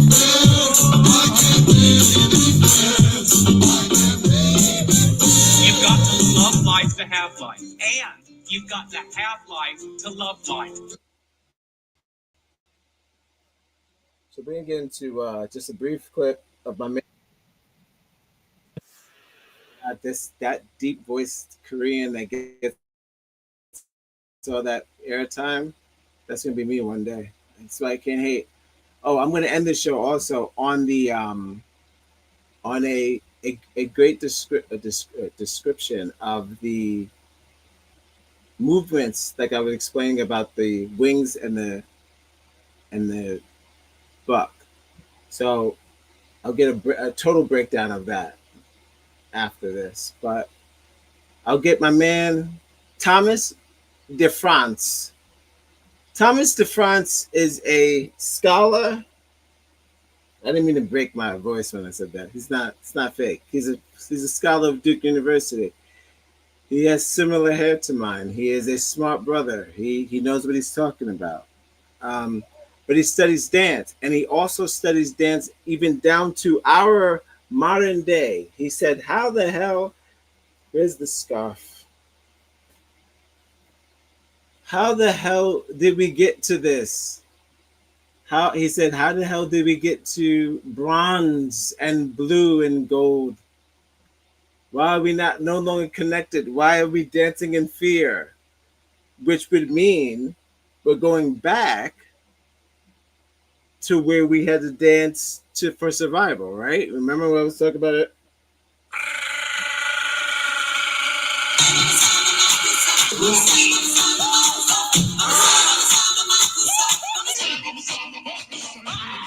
You good? Dancing for survival. Not like John Travolta, fast legs. But sometimes you got to dance to warn people. They can trace the sand, shit like that. Survival. How ricey your hair? We went over that. That was another episode.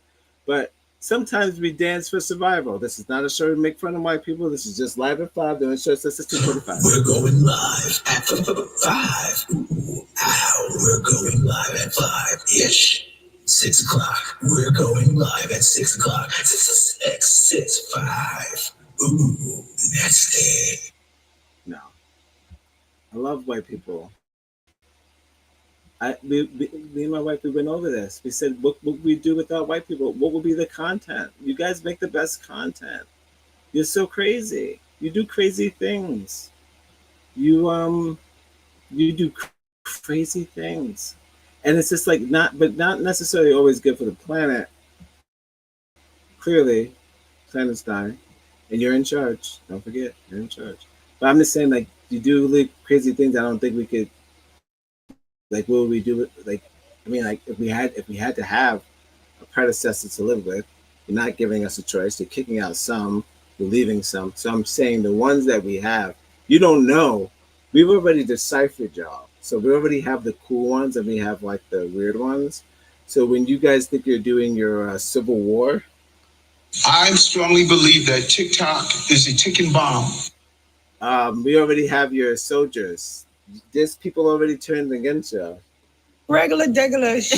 That's just like abolitionists. So we just have more abolitionists. So if you guys think that you have some sort of weird army, that's not going to be it. I'm not snitching on them. I'm just letting you know that there's a lot of non-piggies out there.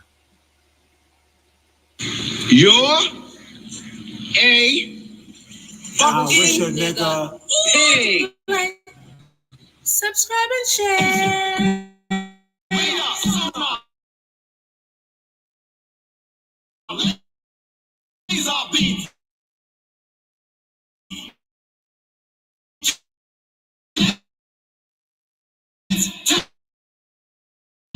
I don't really like committing to things. I'm scared. Nah, that's too easy. He made me laugh so long, imagine. Okay, last video of the night, and I'm getting the HD hockey sticks out of here. In your dreams. I have better things. This is Google Pixel. No, hold on. Can't hate on Pete Davidson because he had sex with Kim Kardashian, and then my idol had sex with Kim Kardashian. So, but then I'm idol. I don't know. It's getting tricky.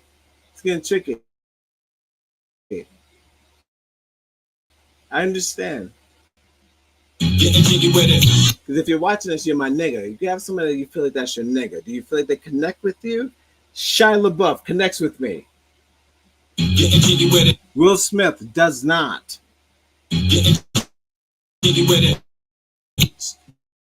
Tony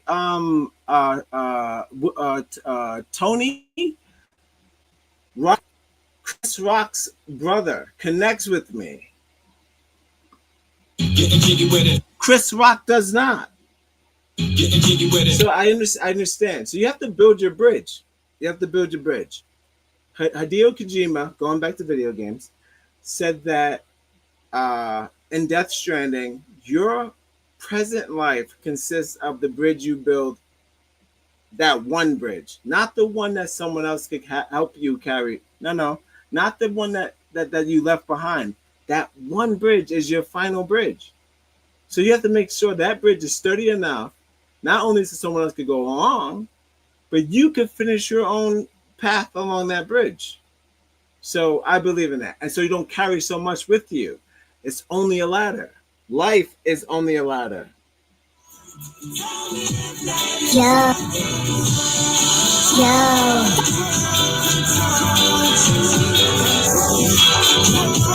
What are we talking about? Subscribe and share. Life is only a ladder.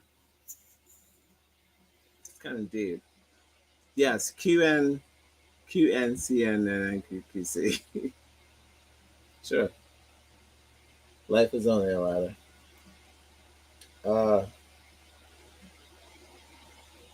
That's how I feel. And that's how I'm going to probably get my sponsorship with Luna, because I'm going to be playing a full streaming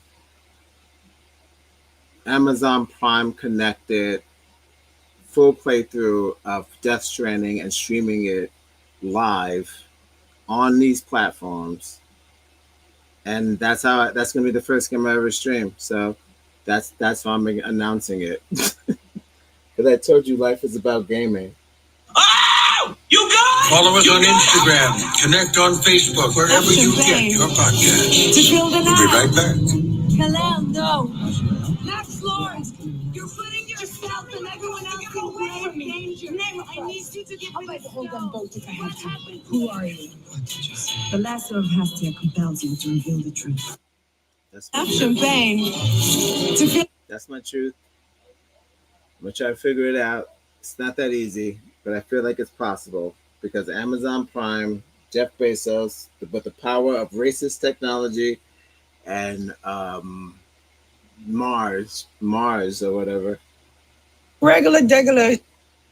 We could probably get that going. This is probably a butt text, but I'm keeping it up there because it's hilarious.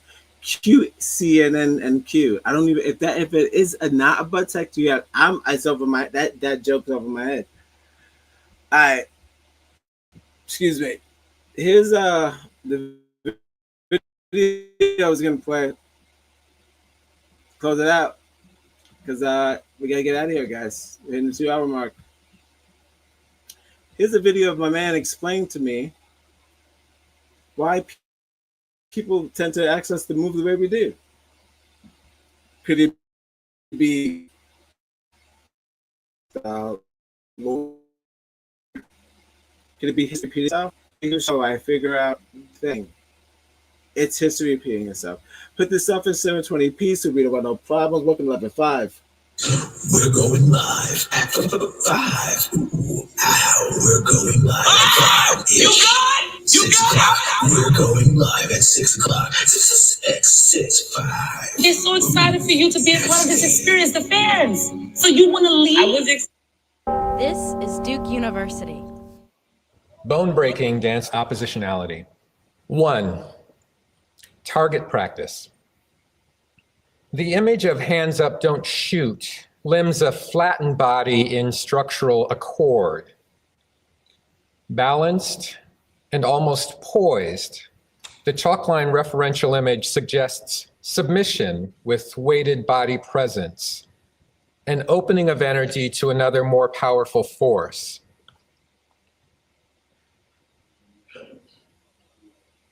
My hands are empty. My fingers are open.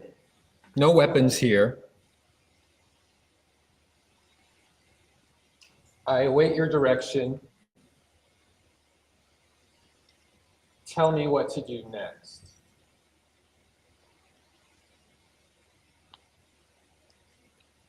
The poise of hands up, don't shoot stems from its constructed balance.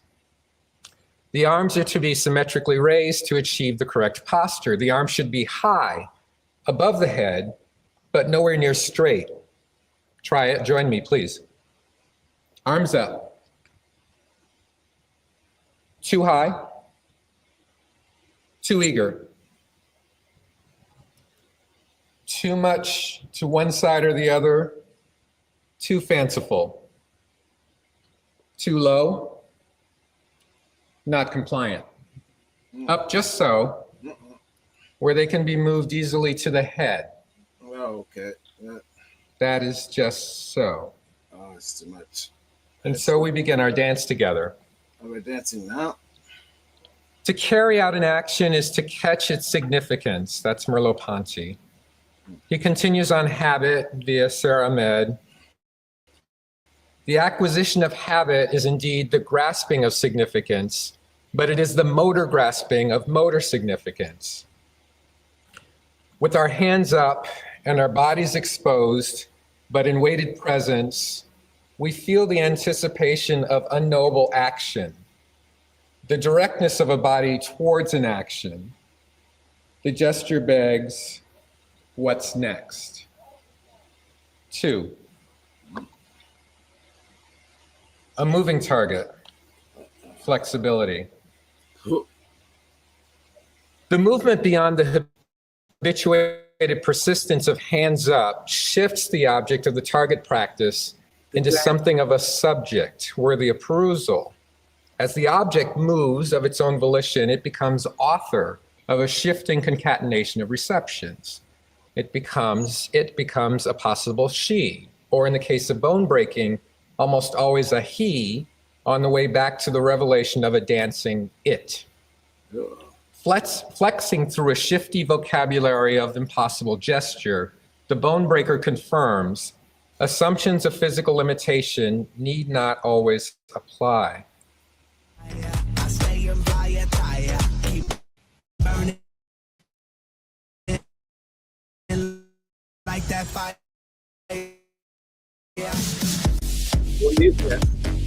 As you can see here, he's saying that, oh, well, hey, if they could move like this, well, maybe we could fucking like tie them up. If you could move like this, if you could dance like this, maybe I could put you in a hog-tie position in the back of a car, or maybe put my neck in the back of your neck. You might make it because look, you're pretty much crab walking. You're pretty much crab. So what's to say you can't? What's to say you? So I understand the power of the internet is crazy. Perception can an experience, not my kind of cop. You're a fucking pig.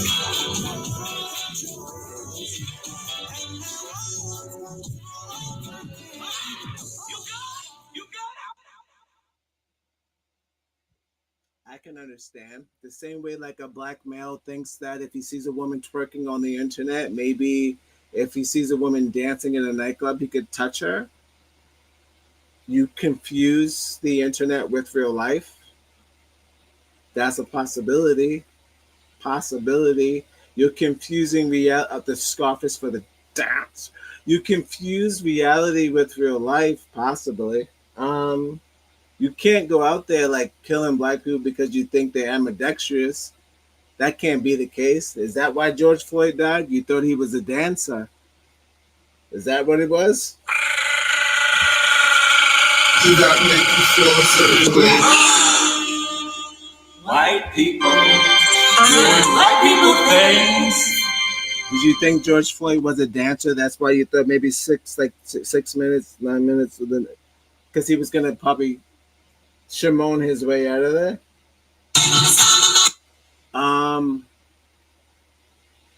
Maybe you confuse us with dancers. That's why you put so much strenuous activity on regular bones. We got regular bones. That's why you got to stop watching sports, because you think we all have athletic bodies, just like your favorite heroes, your gods. We're not your gods. We are human citizens of the country of America, and we need to be treated as such. Don't put your body weight on us. Don't test our strength. Don't test our eyesight. Don't test how many bullets we can take. Don't test how fast we can run. Don't test how poor we can be. Don't test how far our fathers can be away from our mothers, or how far our mothers can be away from our fathers. Don't test our CPS levels.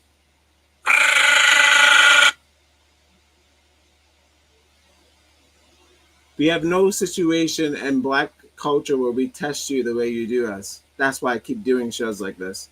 Every single time I try to make it civil, you get fucking crazy. White people doing white people things.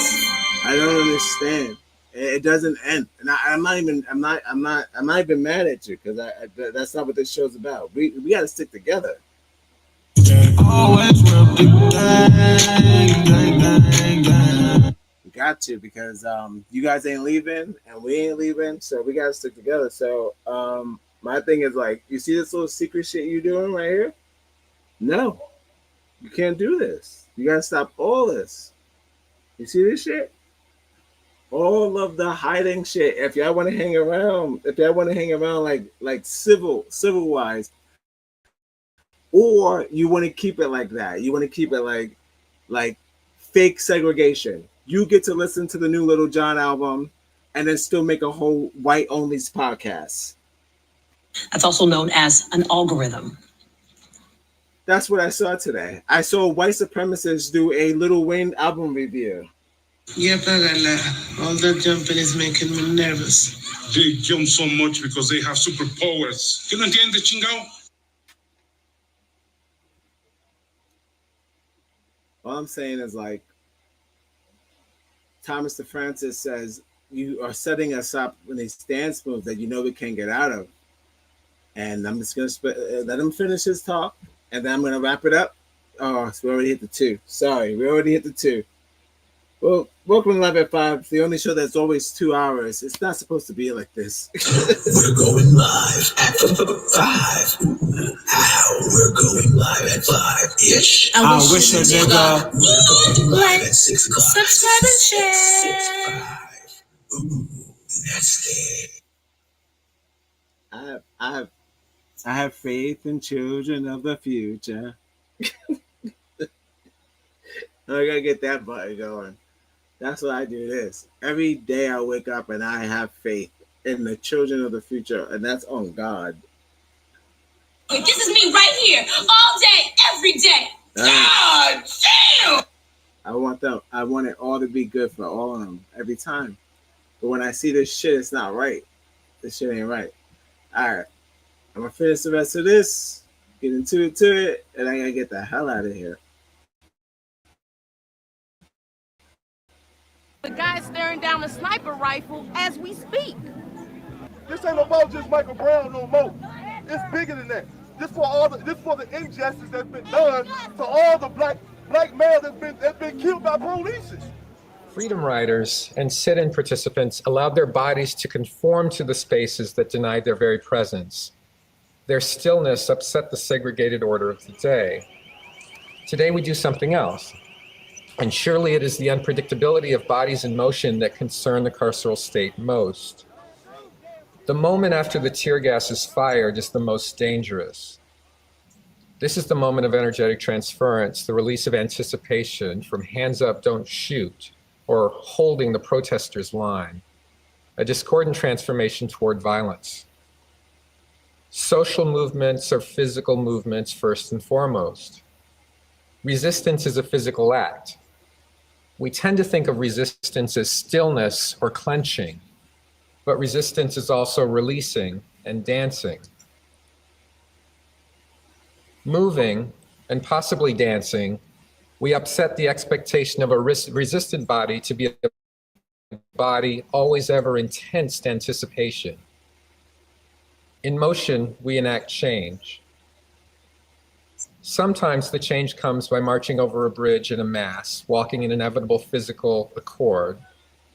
Or maybe the change comes in the revelation of huge reserves of potential energy released in the act of running toward the police line.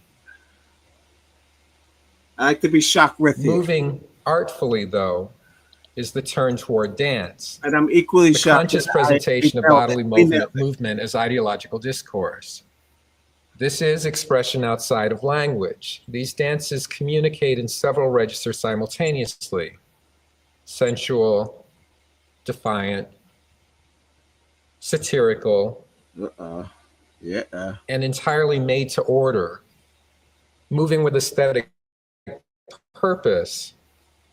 This is fancy movement that expresses without dictating.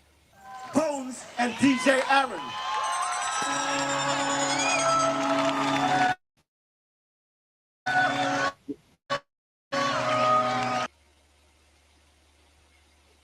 Now I'm gonna have to mute this for the music aesthetic, but we can see what he's talking about. We're getting some sort. You know what I'll do in the meantime? I'll play our song. Gentlemen and gentlemen. This is a Jazzy Fizzle production. Whoa. Listen. The princesses. Yeah.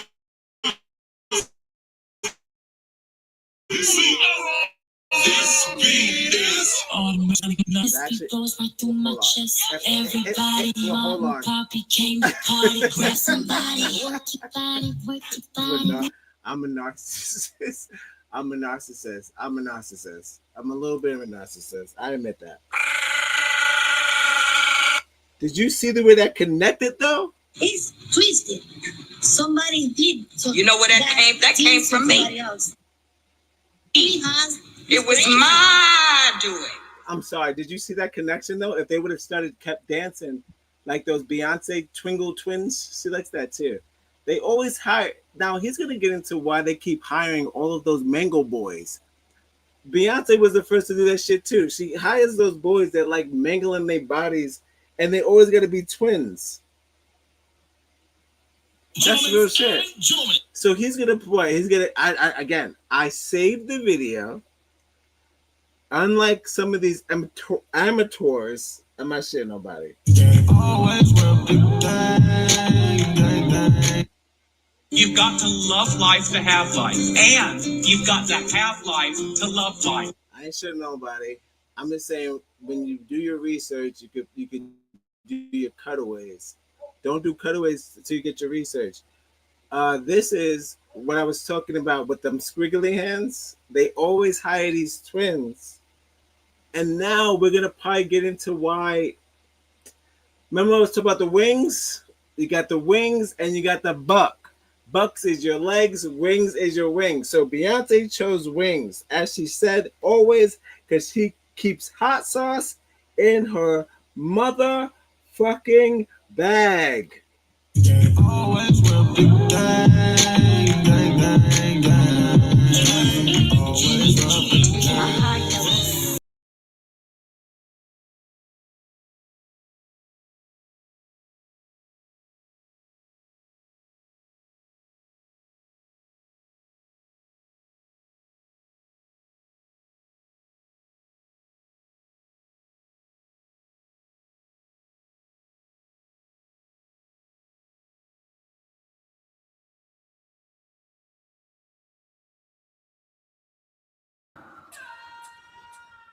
We can see the black, but we can't see the pain.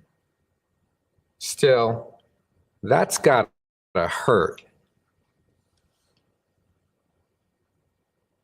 Bone breaking cites the persistent pain of Black life as a source of aesthetic ingenuity. Push to the breaking point, then release the joint, circle around, and realign the ligature. Demonstrate flexibility in the face of physical trauma. Here, self-inflicted distension as art making. Bone breakers practice their modular flexions. They stretch and train. They gain fluidity in the releasing maneuvers that mark the form. Many are double jointed to begin with, and they enjoy the affinity of the practice with the practice of dislocating their shoulders. The dance of the bone breakers thrive, and they enjoy the affinity, stretch and train. They demonstrate flexibility. Bone breaking cites the persistent pain of Black life as a source of aesthetic ingenuity. Push to the breaking point, then release the joint, circle around, and realign the ligature. Demonstrate flexibility in the face of physical trauma. Here, self-inflicted distension as art making. Bone breakers practice their modular flexions. They stretch and train. They gain fluidity in the releasing maneuvers that mark the form. Many are double jointed to begin with, and they enjoy the affinity of the practice with the practice of dislocating their shoulders. The dance of the bone breakers thrives on the creation of illusions of impossible flexibility, and yet much of the art is not an illusion at all, but rather the actual demonstration of ability and agility.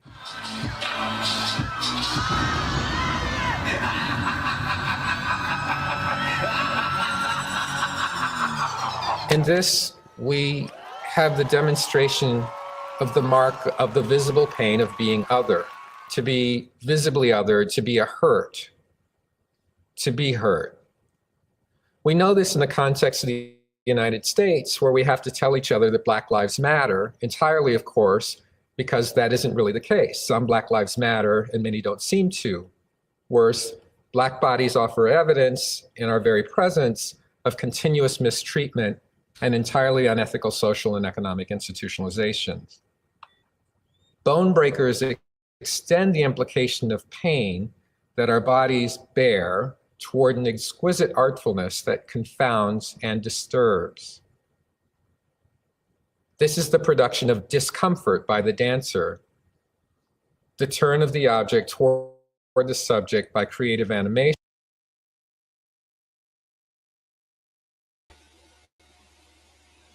I'm going full screen for this, so you know it's important. That means that Puerto Ricans didn't invent breakdancing. Why would they ever have to bone break? What is your plight? What's your plight? What's your plight? They didn't invent breakdancing because why would you have to bone break? All right, that's all I want to talk about. You can get reconnected with your roots. Yeah, go back. There better not be any Spanish there, okay? Especially coming from your unemployed ass mouth.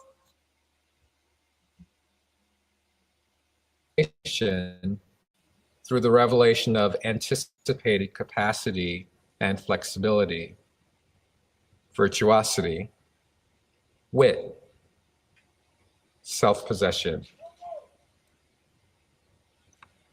4, freakish accommodations, traditions of Black social dance. As Black creativity, bone breaking arrives in line with all manner of theatricalized social dance forms. The life cycles of these social dance forms remains familiar, even as we might acknowledge important local variation, and that's geographic variation and across time variation. Here's how I would break it down today. Music and dance emerge in concert, with each driving the other to light. Some dedicated dancers practice enough to launch recognizably original movements into a local public sphere. Think a house party. And more dancers and musicians join in. A repeatable, basic form of the dance solidifies with a name that everyone can remember. This simplified dance travels from neighborhood to neighborhood until it lands inevitably in some national media orbit. After it hits a national stage, expert practitioners develop incalculable choreographies of the form, advanced versions of the movements that extend, yet again, its expressive capacities. Meanwhile, most of we do a very simple version of the dance for a few months. Most of us don't do this. Some social dance forms become more extravagant in their theatrical capacity, though, and even more expert dancers realize an even more eccentric embodied possibility previously unknown. I say eccentric to underscore the handmade, extravagantly detailed, expert versions of any Black social dance that inevitably develop. These versions bear little resemblance to the social dance that was briefly practiced by a larger population. But these expert demonstrations, like the one we're watching now, these become the sedimented archive that stands for the dance for later generations. And our other examples we might think of are the cakewalk, the snake hips, the Lindy hop, early b-boying and b-girling, and voguing. The demonstrations of these forms that you will find in the archive will be exceptional iterations. Now to break this up, because this is not that sort of show where we just do facts and just do all the boring stuff. And I know it's not boring, but you know what I mean. You know what I mean? Words, words, words. I'm not doing words. You can look this up yourself. Better wake up. The world you can look this up yourself. You can look up the full thing yourself. The Black. You can look this up yourself. But there's a cool dance that he mentioned called the snowplow. The snowplow is a dance that followed the shim sham. Could you imagine that? Gentlemen, this is a Jazzy Fizzle production. Whoa, whoa, Missy, the princess is here. See, this beat is automatic, super sonic, hypnotic, funky, fresh. With my body so erotic. This beat goes right through my chest. Everybody, Martin Poppy came to party. Grab somebody, work your body, let me see you 1, 2, 3, rock it, don't stop it. Everybody get on the floor. Why didn't you keep it hyper? No,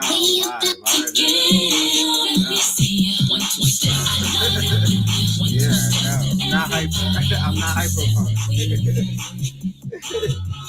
not hyper punk.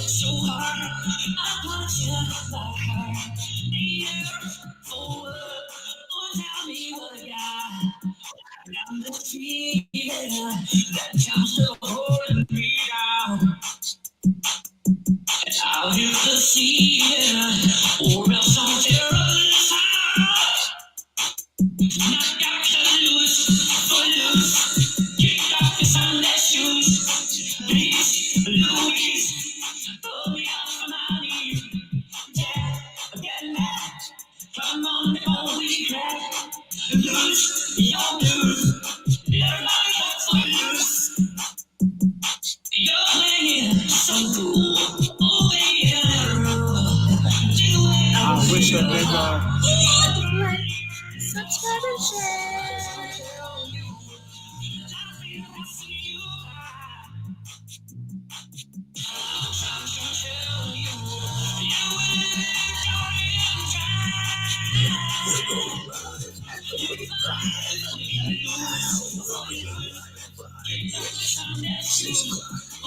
Do what to the what? Speak English, sweetheart. Right here. All day, every day. Regular.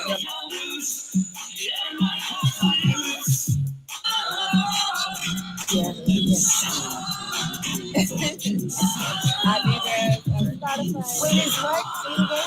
Say it again. Oh, I Negroes. I'm gonna go and learn it. I Negroes. What is it? Tell you guys. Thank you so much. It's also known as an algorithm. I wish a nigga. Like, subscribe and share. You know what's funny? Knock me up. I'm fighting for my life. Knock me up. I'm fighting.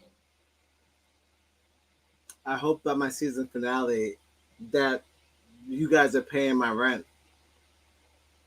Can we make that a goal? Woo! I mean, what better than this? Just a guess. Holy shit! What is reality? My next stream, there's enough donations from Kick, YouTube, and whatever. You guys are paying my rent so we can elevate, right? That's the goal. Knock me up. I'm fighting for my life. All right. Let's get to the beauty of this. The beauty of dance, guys. That's the whole point. It's soul rebellion, boots and roots, the footloose of history of the line dancing. Was line dancing all Hicks? No. No disrespect to white people. Not all, but some. You guys, you put it to the side. You thought it was, you said that only you line dance. There's no way in hell. You're a fucking pig. Not all but some, but you know who I'm talking to. You murderers, you killers, you drug dealers. You're doing worse than us. Get your shit together. Once again, I'm not an activist. I'm just caught up in the shit. When you start the shit, you can't stop the shit till you finish the shit. I'm in the shit. All right, so here's my coup de grace of the beauty of if you get this shit together, what it would look like, yeah? Here's the ring shout, the dance he was talking about. And we'll see if it looks like something else you ever seen before. Shouts to the ring shout. Again, this is Live at 5, the show, 640. If you like what you're seeing, please subscribe. We're going live at 5. Ooh, ow, we're going live at 5-ish. 6 o'clock. We're going live at 6 o'clock. 6, 5. Oh, put this in. Ooh, that's it. They should put this in. We got footage of slavery. They said put that shit in 240 so we don't get no problems. Uh-oh. Follow us on Instagram. Connect on Facebook, wherever you get your podcasts. We'll be right back. Let's get nasty. Uh-oh. We dancing. You ready? Let's get this shit. Get it. Want to make my people judgment by wherever it be. From the start, Africans in America dance. As the old song says, give me the knee bone bent. In Africa, if your knees are bent, you're alive. If your legs are straight, you're dead. They might as well bury you.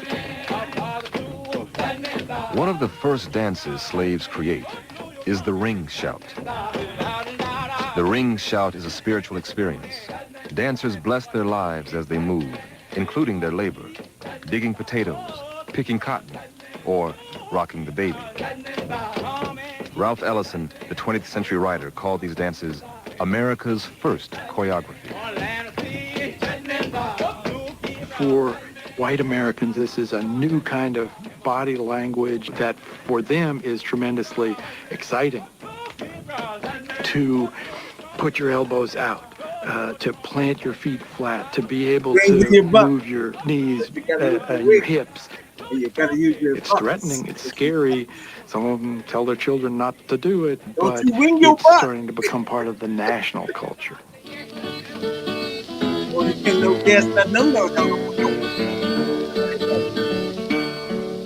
For centuries, blacks and whites watch and imitate each other's movements.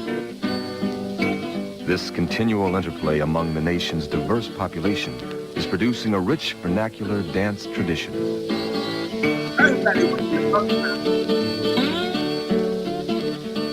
Another term that's loosely used to substitute for the term vernacular is folk. But it doesn't mean exactly the same thing. Vernacular means the dance in its own environment, where it is born, the original dance of those people where you find them.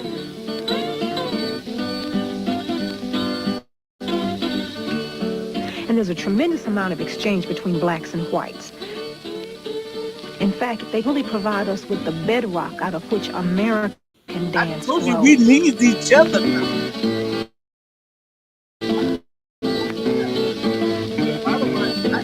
This is not a show. You know what's funny? Yeah.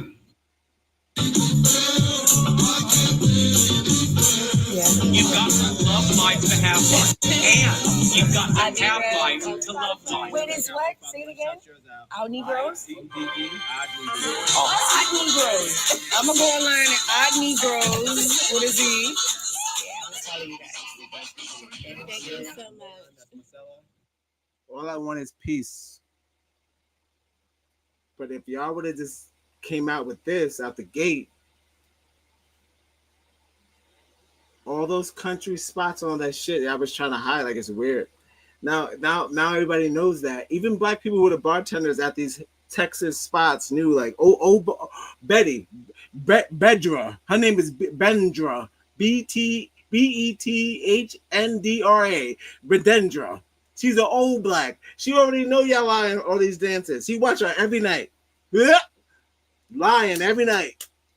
You torture people. White people doing white people things. All you had to do was share the dance. I wouldn't be making this episode. I want to know why you want to hide it. I know you want to hide it because you're so bad at it. No disrespect. Because what it was, you saw how fast some feet was moving? John Travolta wasn't moving that fast. Sorry. He's your best. He's your best. Send your best. He's twisted. Somebody Say your best. So that things to somebody else. That somebody maybe has. He's crazy.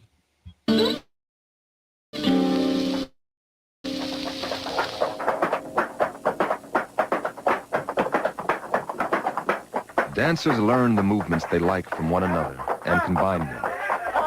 When the foot shuffling of blacks meshes with the Irish jig, it becomes something new. It's out of this process of adaptation that a young nation develops new forms of dance and music.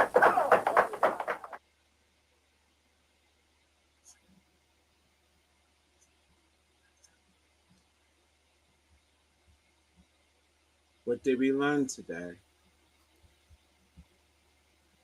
I learned something. I hope you have. Besides the word tapestry that everyone keeps using, it seems like a trending word. Cut down my time. Okay.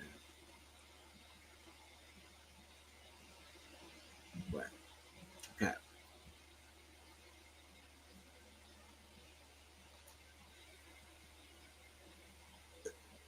Throughout the history of dance, I've learned that a certain amount of people have a lot of different dance moves. The Native Americans have a low bent move when they pray to their gods. They bent low and they get high. They bend low and they get. I'm not the new ones because they're a little heavy now. No disrespect. I'm not shitting on the Indians now. I'm just saying y'all a little heavy now. I don't know if y'all doing the same dance or maybe your ancestors. The new ones are the big ones ain't dance. They get y'all. A lot of y'all get low, get high. Mexicans. We're talking about the ones who turn into falcons and birds, and they turn into their own, and they dance to their music, and they spin in circles like they're falcons, and their knees also bend, and they also use their buck and their wings. They've seen the Mexicans dance like that. There's a movie in Netflix. You can see Mexicans dance to their culture and feel their wealth and feel their pain without even knowing who they are. I'm just naming to you in my notes. Let's do a skim of all the nationalities who have dance and song who use their wing and their buck. Getting a sponsor again. All right. So at the end of all of this, there's only one group. White people doing white people things. That seems as this has a grasp. That seems as this has a grasp of. I realized that when I played the soundbite, it cuts me off. That's after 34 episodes. I listened to one of my episodes once. I was like, they can't hear shit word you're saying if you play it over it. It's okay. Always will be gang, gang, gang, gang. Always will be gang, gang, gang. All right. So what I've learned is this: it's not about the plight that does the dance moves. I've learned that the people, you guys, every single race that I looked up that had a dance move or a dance tribe. First, I was a little disappointed in stuff from the Native Americans. I felt because y'all always got that low. That's y'all. I mean, yeah. That's I always see. I always see Native Americans doing that, and I was like, maybe that was the first get low, but it wasn't the first get low. The first get low was of the African tribes of the. Like I remember, I told you earlier, I'm only doing a couple of tribes, with the djembe and the djembe and the people who created the things, the sham, which was back in the upper 60s. So, the late 60s, should say at the 1860s after slavery. So, I'm trying to get to my synopsis. Gotta get into my corny ass notes. I put time marks. I don't know. I put time marks like I got it, but I don't got it. But it's okay. Behind the curtains. This is all off the cuff, and I'm going off emotion too, which you're not supposed to do. There's a new documentary coming out about a woman I just found out about. Her name is Alex something. I think it's Alex. It popped up on Amazon 4K, the new one. It says, go to Disney Plus. There's a documentary about a woman named Alex something. Maybe not even Alex, but I think it starts with A. But she's white. And she's the biggest YouTuber of all time.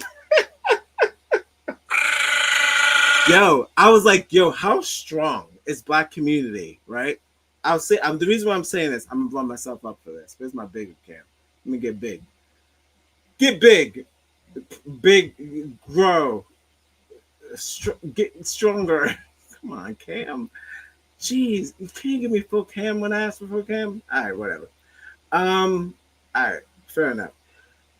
All right. So you talk about communities, right? Just like this dance shit, right? Every single dance community has their own dance depending on tribe. That's how this shit started. I'm looking at YouTube like this is kind of crazy. There could be a group of children who listen to a child that talks to them every day, who makes like $20 million, right? And he's just, I mean, aside from the pedophiles, who he just talks to those children. They have an audience. I just found out there is a white woman who has been doing like live TED Talks, who has a documentary coming on Hulu, who has been like the epicenter of like how to do podcasts. They say in this trailer. Did you feel that? Yeah. They say in this trailer that she when everyone knew podcasting was a thing, she jumped on it before everybody else. As me and my wife got into this shit, and we was like, oh, we should get a camera, we should do a thing, we should start Odd Negroes, we should do this. We never heard of this lady. So I'm just kind of figuring out, like, how was she like Joe Rogan and not Joe? You know what I'm trying to figure out? I think I know how. I have an answer. There's grifters out there, and they're grifters. Don't touch me or my family. Gentlemen and gentlemen. This is a Jazzy Fizzle production. That show the dance. The princess is here. Automatic, supersonic, hypnotic, funky, fresh. With my body so melodic. This beat goes right through my chest. Everybody, Martin Poppy came to party. Grab somebody. Work your body, let me see you. 1, 2, 3, rock it, don't stop it. Everybody get on the floor. Crank the party up, we about to get on. Let me see you. 1, 2, step. I love it when you 1, 2, step. Everybody.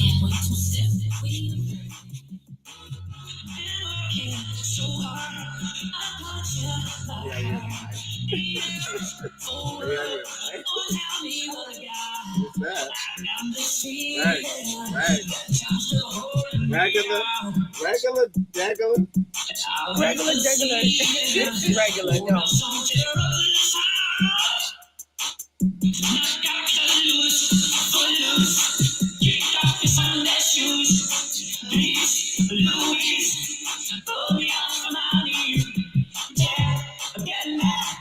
Come on, holy crap.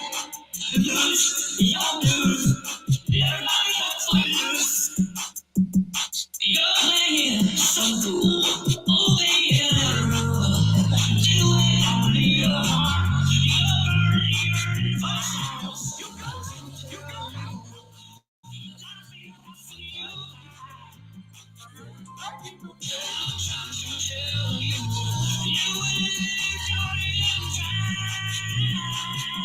I wish a nigga. Like, subscribe and share.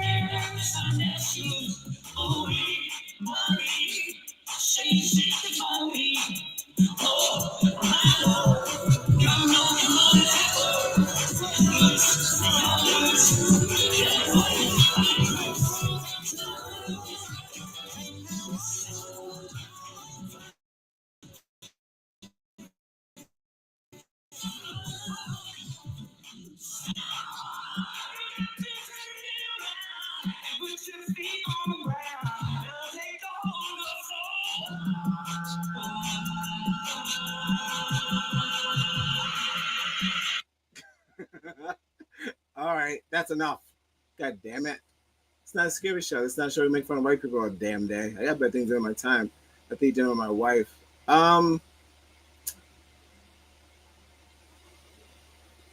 The feet have been loose.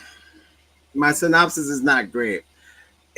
Our feet have been loose even when they hang us from the tree. We've always danced. They couldn't stop us from dancing. That's the problem. Our feet swayed and we kept dancing throughout our afterlife, and they've seen it and they hate it ever since.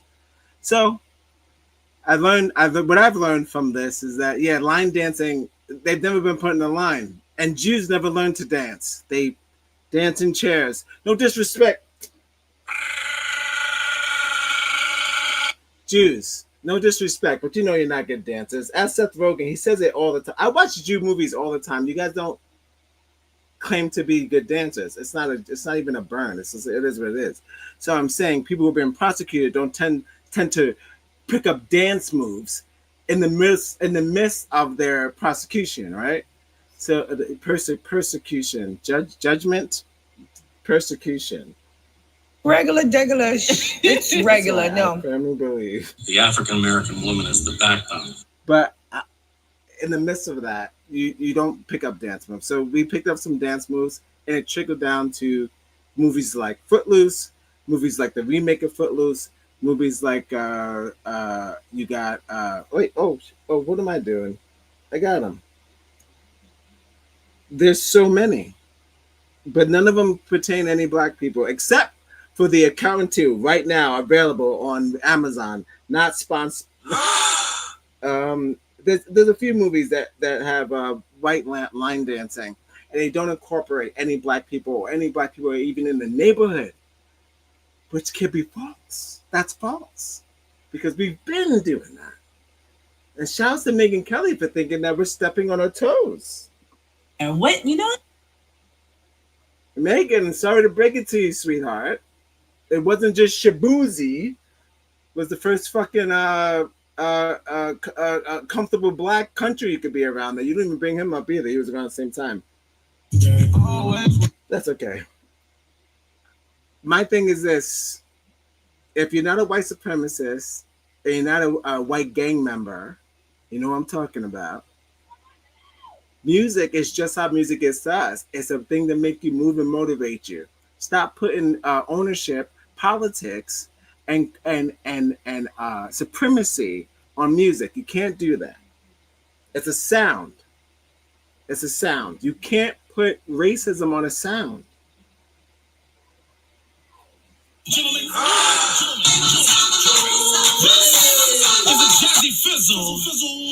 With that being said, this has been Live at 5. The only show that sets at 6:45. The chat has been great as always. Shout out to Marcella, my wife. Denzel Washington's son. I'm gonna leave that up there. The show is dedicated to Denzel Washington's son. Shout out to all the new subscribers on Kick. I hope to bring you more content. Yo, stick around for the game shit, because I'm gonna talk about some game shit. I'm down. I seen what's happening on Kick. I fuck with it. I'm gonna get into it. I'm gonna give Facebook a break because Facebook is a little toxic for me right now. I'm taking a break. Yep, I got that. All that jumping is making me nervous. So I'll come back to Facebook for my regular Saturday X gonna give it to you shenanigans. But for my productive shows where I want to be positive, because Facebook to me is a little too negative.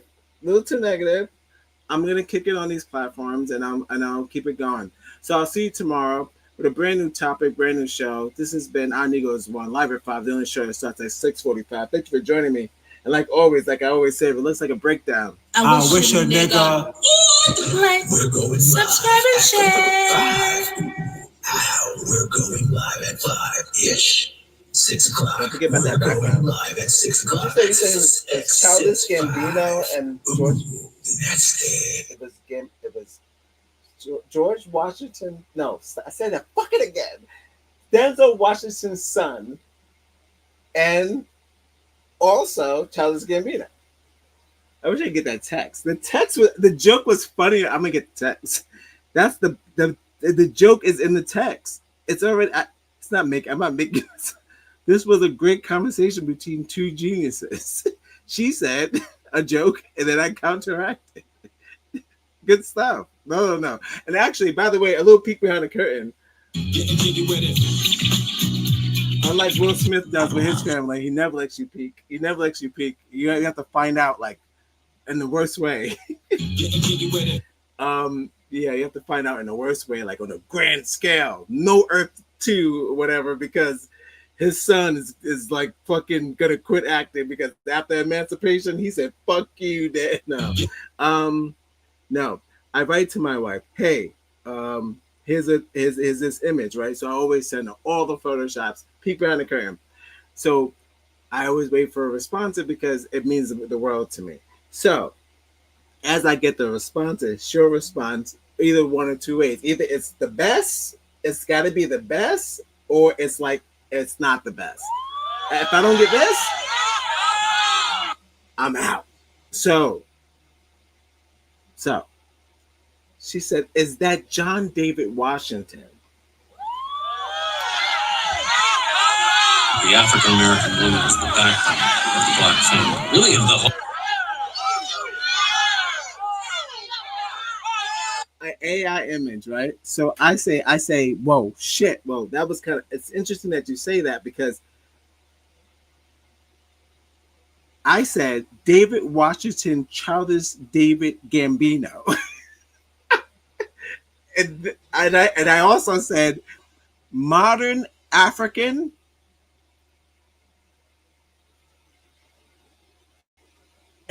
Ancient African, maybe I said African American and African clothing, but keep Kevin Bacon, and I said keep that goddamn cassette player. I said keep the cassette player because it's very crucial to the entire thing.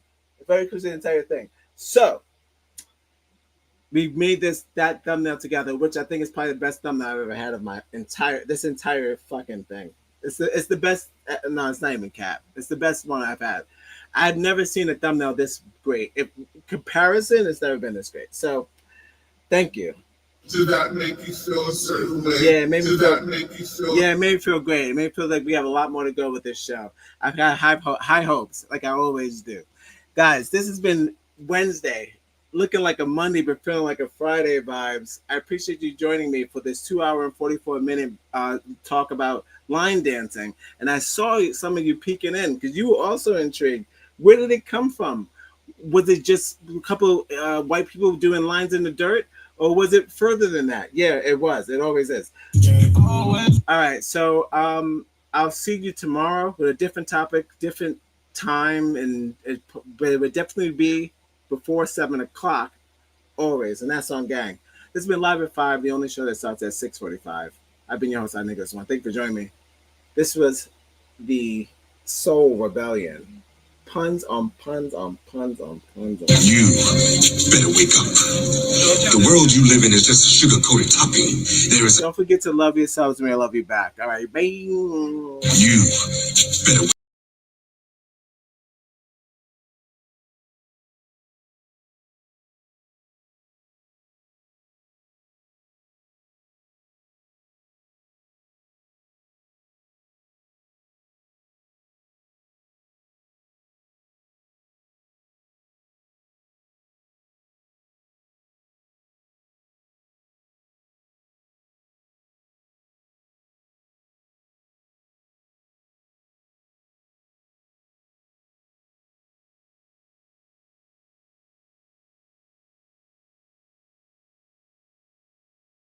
Captain, my book is called Shoulders Back. Head in front. That head that went places for no reason. Now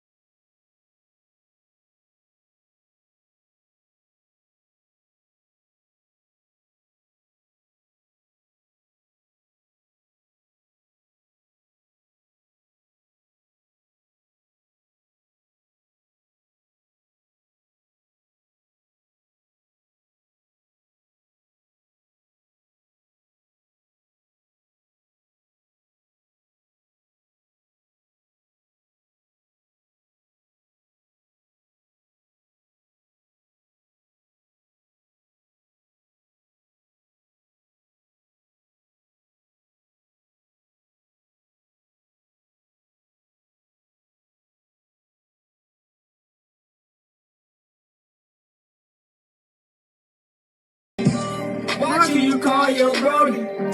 Watch who you call your brody. What you was doing with your profit money? I said they bad nigga chain, they say you took it from me. The same bitch was trying to fuck the ones who shitted on me. Wanna see the same niggas from back then who shitted on me. Wanna see the same niggas who turned up and shitted on me. Wanna see the trap niggas who got money and shitted on me. Wanna see my cheesy self won't be shit, now I'm shitting on them. I was too humble, now I'm cocky with that different money. You was chose. You was chose.